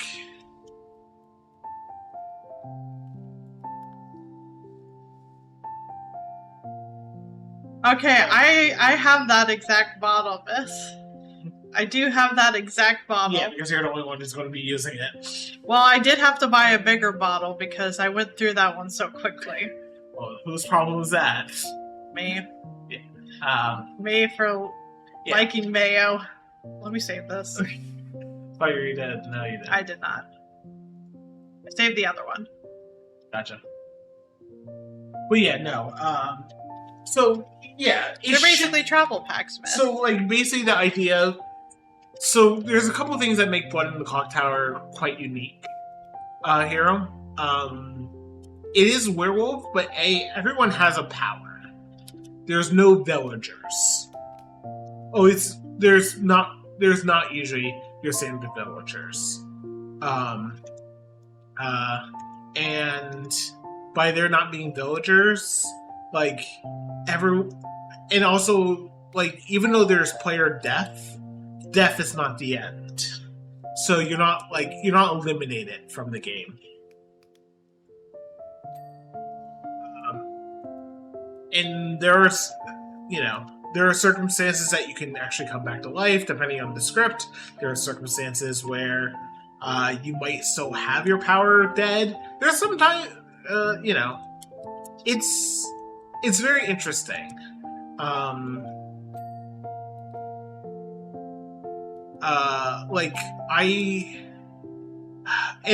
also the thing is that also because of how things are designed, You get one last vote while you're dead. For the rest of the game. Yeah. I know. So it's even possible that even if the evil team outnumbers the good team, that the good team can still win. Like, it is not unreasonable to think that on the final day, there's 3 people alive. One of them is a good guy, one of them is the demon, and one of them is a minion. And the best part about it is, because of that, it has, like, in order to do an execution, you need half rounded up of the number of alive villagers. So, for example, a 10-player game, night 1, you will need at least 5 people to vote on someone in order to execute. The thing is that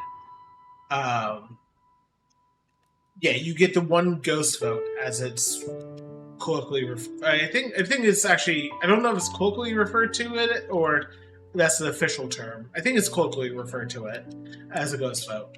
But yeah, there are certain powers that persist through death.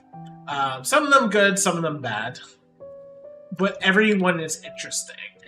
And there's all sorts of fuckery that the storyteller or the game master can do.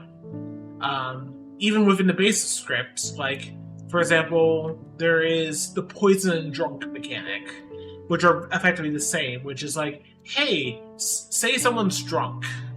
That player might get false information.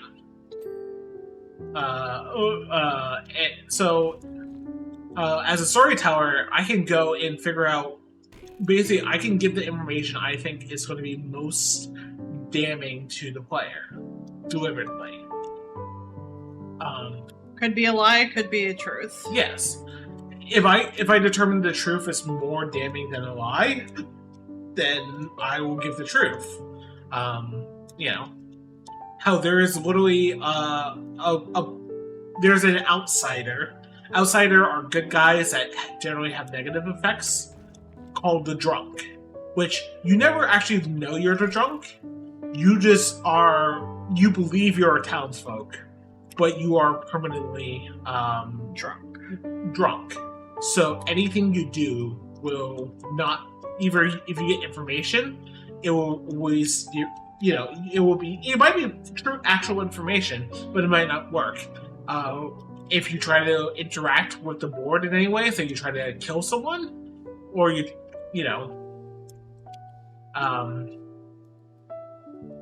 and the thing is that unlike werewolves, even the demons are quite unique. For example, with the base script, which is Trouble Rising, there's only one demon on the script called the Imp. The Imp is your standard, is very standard. Oh, you can pick a player every night and kill them, which is, every night asterisk, which means not night 0. But you pick a character and you kill them and blah. But one thing you can do that's really interesting is that you, as an imp, you have the option to kill yourself. And you'd be thinking, well, if I kill myself as the imp, as a demon, when I lose? And that's where the imp's fun bit comes in, where killing yourself as the imp actually makes one of your minions become the imp. Storyteller's discretion. But there's all sorts of fuckery that can happen with the game, depending on the script. And you could make a custom script.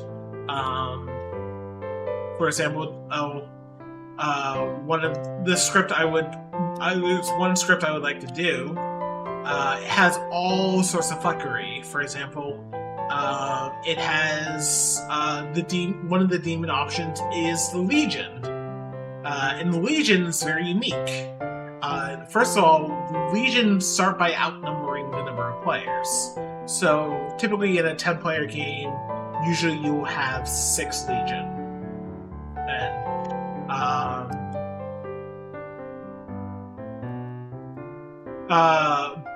And so you know, all of those legion might be lying about various roles, but also on that same script, there's also the atheist role. And the atheist role adds a complete twist to the mechanic where the storyteller is effectively a player. Because if you believe there's no actual demon, like this atheist basically says there's no bad guys, but the storyteller can basically break the rules as they see fit. And it's up to the players to deduce that it's an atheist game. You know, because there's no bad guys. And all you have to do is kill the get the storyteller nominated and killed in order to win. But obviously, if you come out and say, I'm the atheist, people might just think you're, you might be evil and might be trying to, win the game, because if you execute the storyteller and it's not an atheist game, evil wins. Yeah. And there's all sorts of, the fact that as a storyteller, I can break the rules as I see fit makes it even more fun because I can lie to you as I see fit. I can, even if you're not poisoned or drunk, like whatever I think would throw you off the scent. When it comes to, but also in that same script, there is the Vortox, which the Vortox has 2 mean effects to it. Where one of them is, hey, all information that players get must be false. So even if I think telling the truth would be more damning, I have to give false information to the storyteller.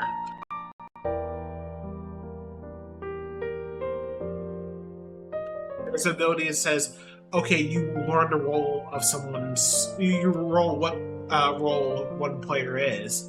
I will have to give a false role, even if I think giving the truth would be just as suspicious, if not more suspicious. And also the Vortox, if the good players don't execute every day, if a player isn't executed every day, then the Vortox and the evil team automatically win. Which is definitely not. But there's, there's also other fucked up roles, like the Heretic. The Heretic is an outsider. Am I SpongeBob? Sorry? I look like I'm SpongeBob. I think you are. Might just be the clop suit. It might be, but like one really fun thing is that there's the Heretic, who's an outsider, which their simple job is, if the good team would win, evil wins. If the evil team would win, good wins. So the fun part with the Heretic is, if there is a heretic, you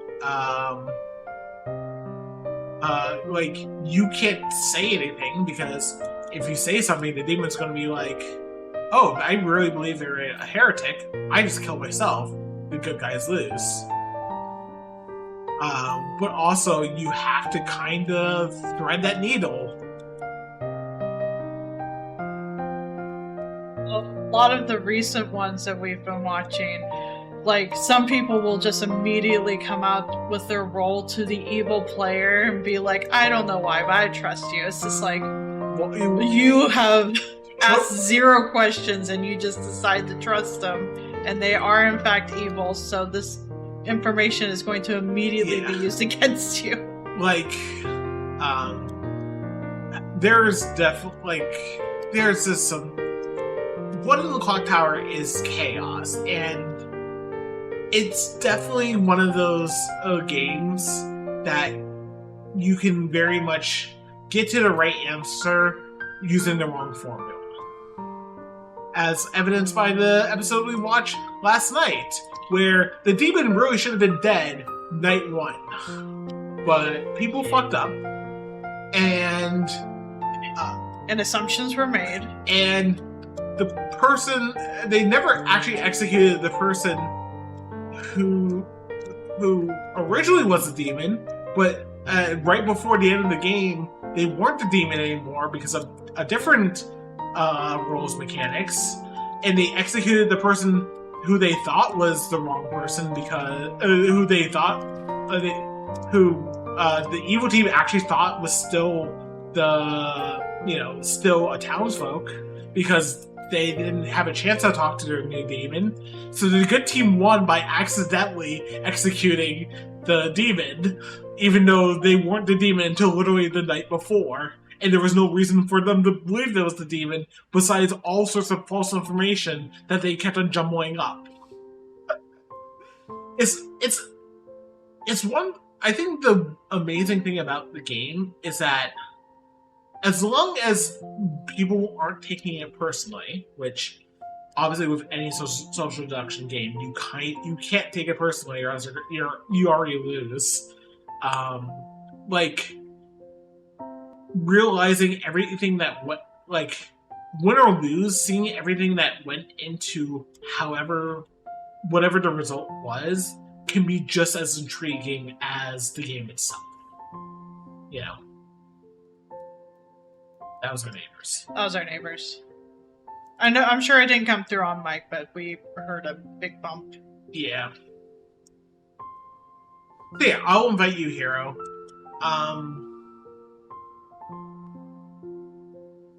And if it's anyone we know, again, feel free to ask for an invite. You don't have to have played before. I will ask for some basic reading before the first game, just so that we can kind of speed through introductions and whatnot. But that's fine. Just this is basically a trial run to see if we can get something more permanent going, like a monthly game club kind of thing. Do I think it's going to work out? I have my doubts because we're all busy people, but I'm going to try because I've been wanting to play Blood in the Clock Tower, and yeah.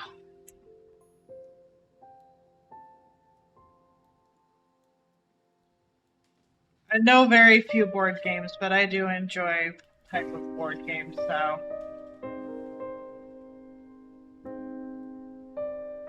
How does a pirate ask another pirate what regional accent it has?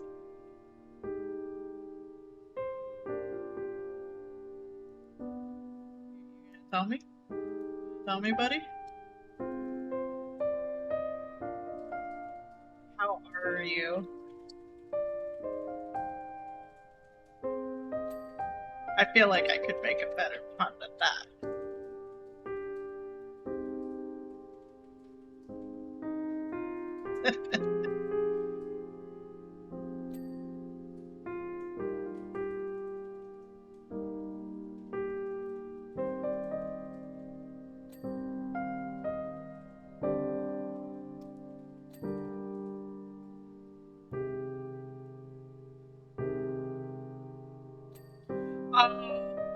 The little notification boxes popping up. Squidward's trying to come up with a joke.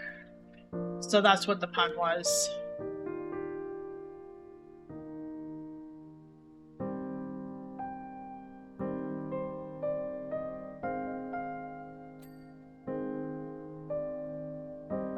Surprised we're not seeing any barnacles on some of these things.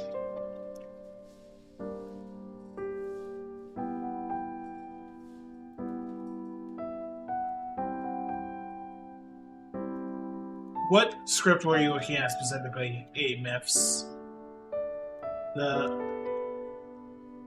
Because I will say that Trouble Brewing is going to be the first script we're going to run, because it's literally meant to be the here's for new players and storytellers alike.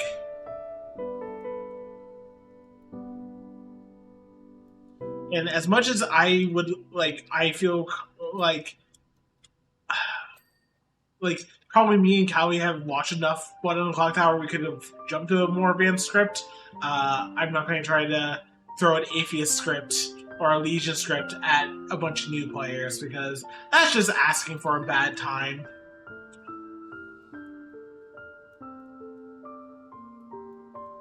Pacifist is sometimes good players who are executed. Some may not die, if I remember correctly. And Golem is... What is Golem? I remember seeing it as a buff. I've never seen it as an actual character.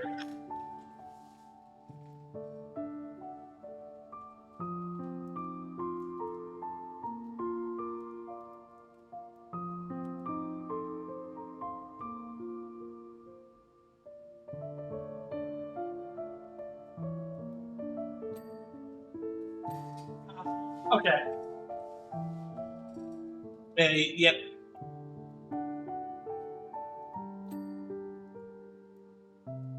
Yeah, and you're only allowed to nominate one player per game as a goal, which is a problem because you don't want the evil team to find out that you're the goal, because then at that point they're going to leave you alive. Because if you're the goal in the final three, it's not like evil is going to nominate themselves if you've already used your nomination. But if you're the golem and you point at, if you nominate a player and they don't die, well, you can safely say, hey, they're the demon. But I understand why it's considered outside the role, because it's definitely, it's not, while it has a powerful ability, it's not a threat to the townsfolk, generally. Unless the golem is spot on with their nomination. Their one nomination.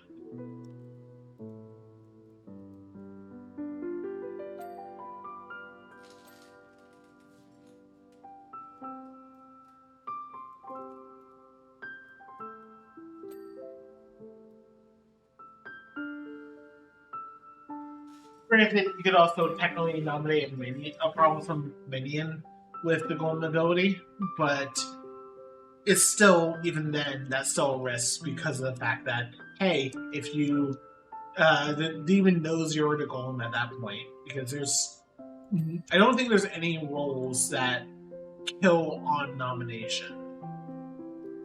You can die on nomination, like from the witch, but you can't kill. And there's also the virgin, I want to say, that also dies on nomination, but doesn't kill on nomination.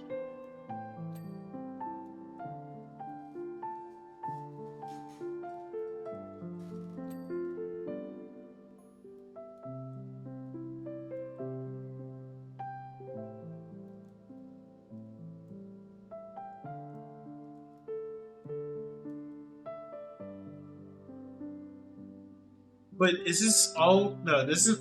If you're talking about the golem and pacifist, those aren't in the Trouble Brewing script, I'm pretty sure. Trouble Brewing is much more akin to your, like, it's a very high information game, and again, and like it's pretty hard for evil to win in Trouble Brewing because of the high information, but also it's meant to be, hey, let's ease everyone into this clusterfuck of a game we have.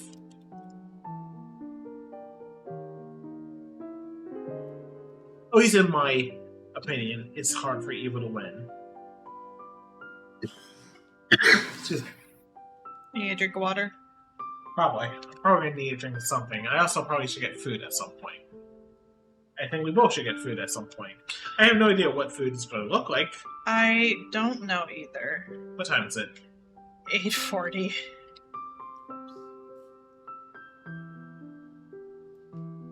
Look, the PowerWash compels you. I mean, also enjoying listening to you talk about things that you enjoy. Oh. You know I'm teasing.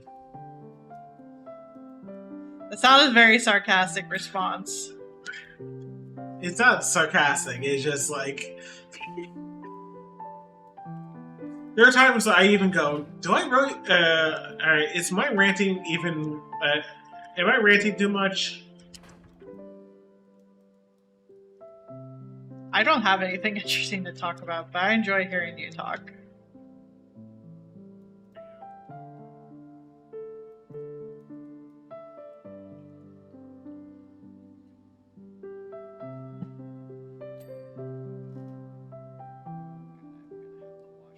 These windows.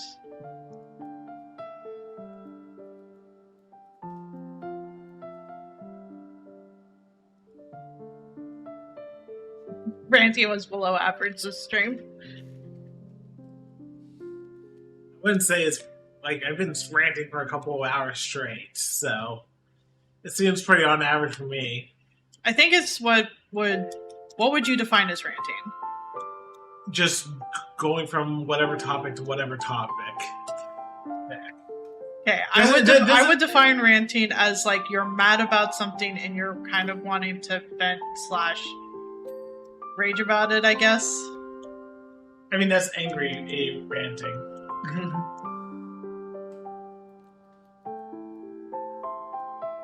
I look at ranting as any just prolonged monologuing of a topic. That's fair, which I do not consider, so differences in criteria, I guess.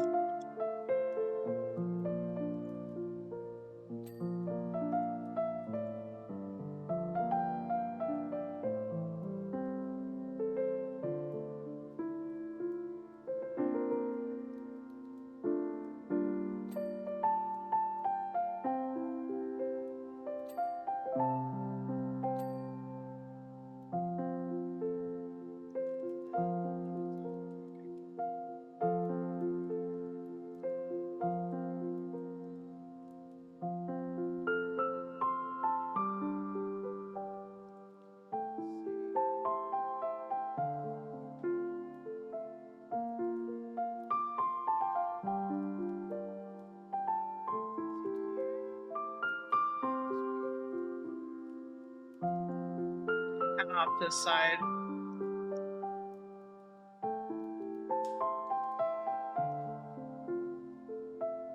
What would you like for food? I know we're going to be trying. Like, I think I might just do soup, honestly. Just, again, try to challenge ourselves to eat out as little, if at all, this week, basically. Just to save a buck or two.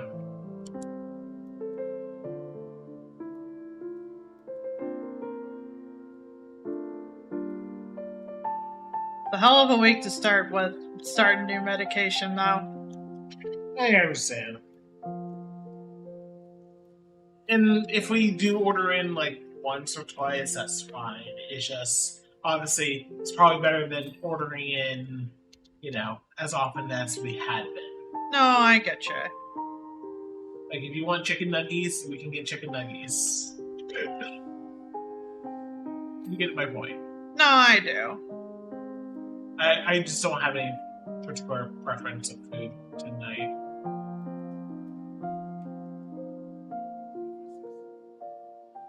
$2.6K?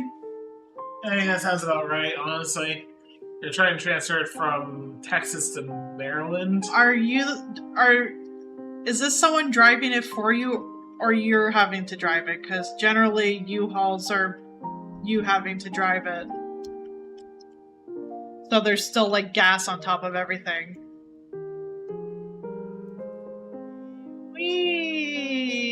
Road trip. Fuck, man. Have fun.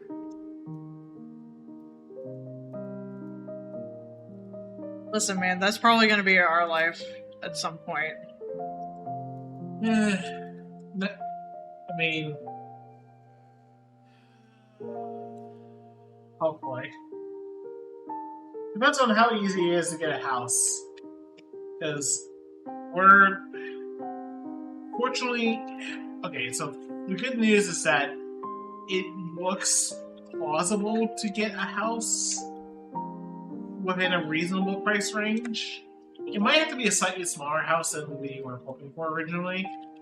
My hope is that with the Airbnb crash, that we'll finally have the market crash, housing market crash that we've been waiting for, and then we'll be able to get a decent house. At bargain basement price it. Yeah. Yeah, that would be nice.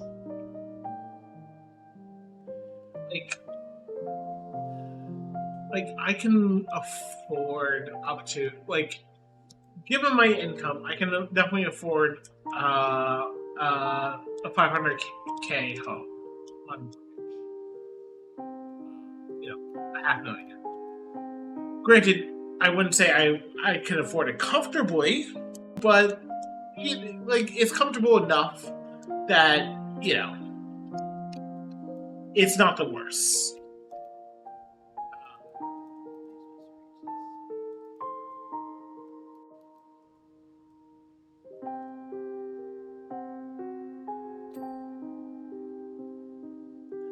Wheel, something on the rear.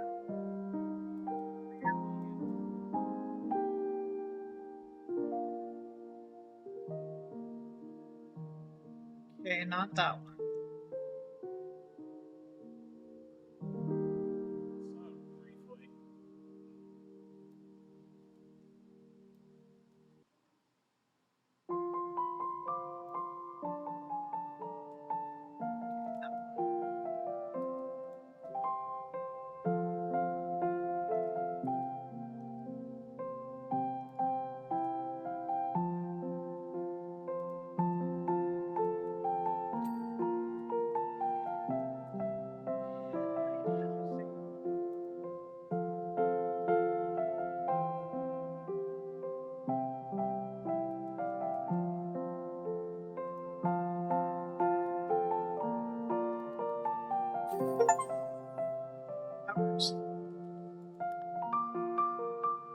Oh, it's one of the fish dudes.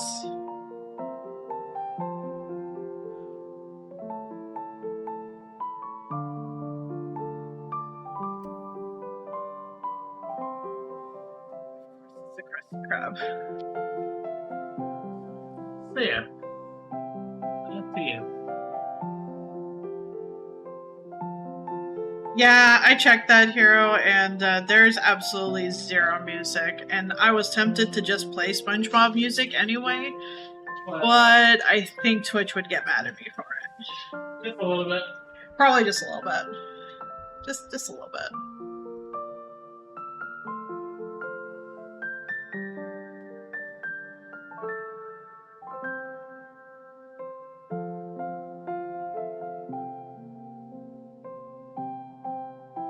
Probably call it there. Nothing too terribly long. We can figure out food. Yeah, very much so, and I hate it. It's just I'm not even looking to make money. Oh, it has been 4 hours. You are right.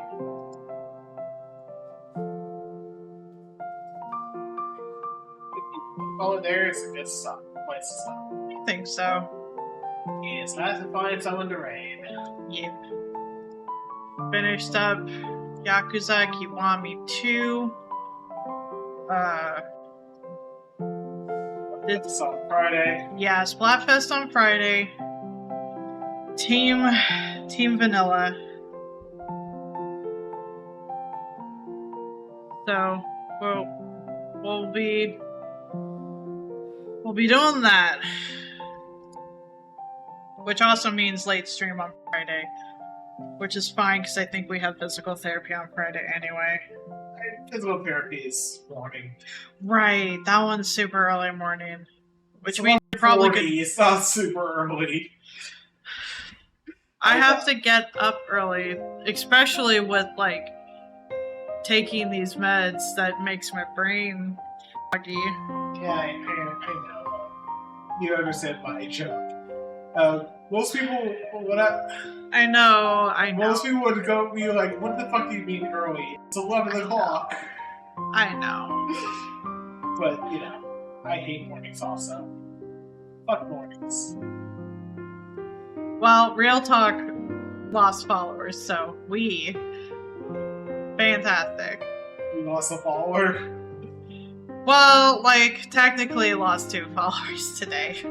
How? I don't know. One was before stream, so. Surprise! I hope I didn't scare you. Hi, Train. Hi, Train. You're coming in at the closing time. Oh, I didn't mean to cap that. Hope Inscription was good. Did you get to finish it?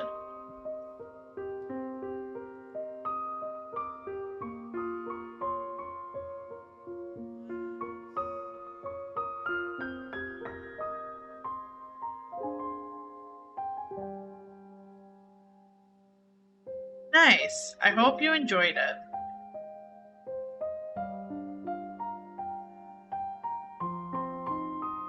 Decisions.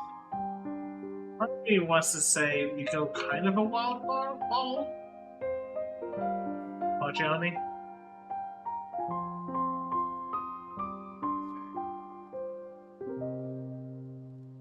It's a good bean. Just doing something a little spicy. Oh, and goodbye, trade. Sorry to not keep you here, but like we'll all raid out to someone else. I think his girl. Kelly, I think, is the one streaming on the channel at the moment. Yeah, she still might recognize you. I don't know if she would. Either way, she's playing Pokemon Red/Blue, at least from what I'm seeing from the tag here. Yeah. Splatfest on Friday, so late start Friday. If you're a part of Team Vanilla, let me know so we can have more people. Yeah. And if you want to play at any point between then and Friday to get your bones warmed up, I'll post in there when I'm playing, or you can always just ask if I would like to play. Out. No one can see the thumbs up of me and Apernus. I don't know why I do this. It's fine. Go say hi to him. Be nice. And see you Friday. Bye.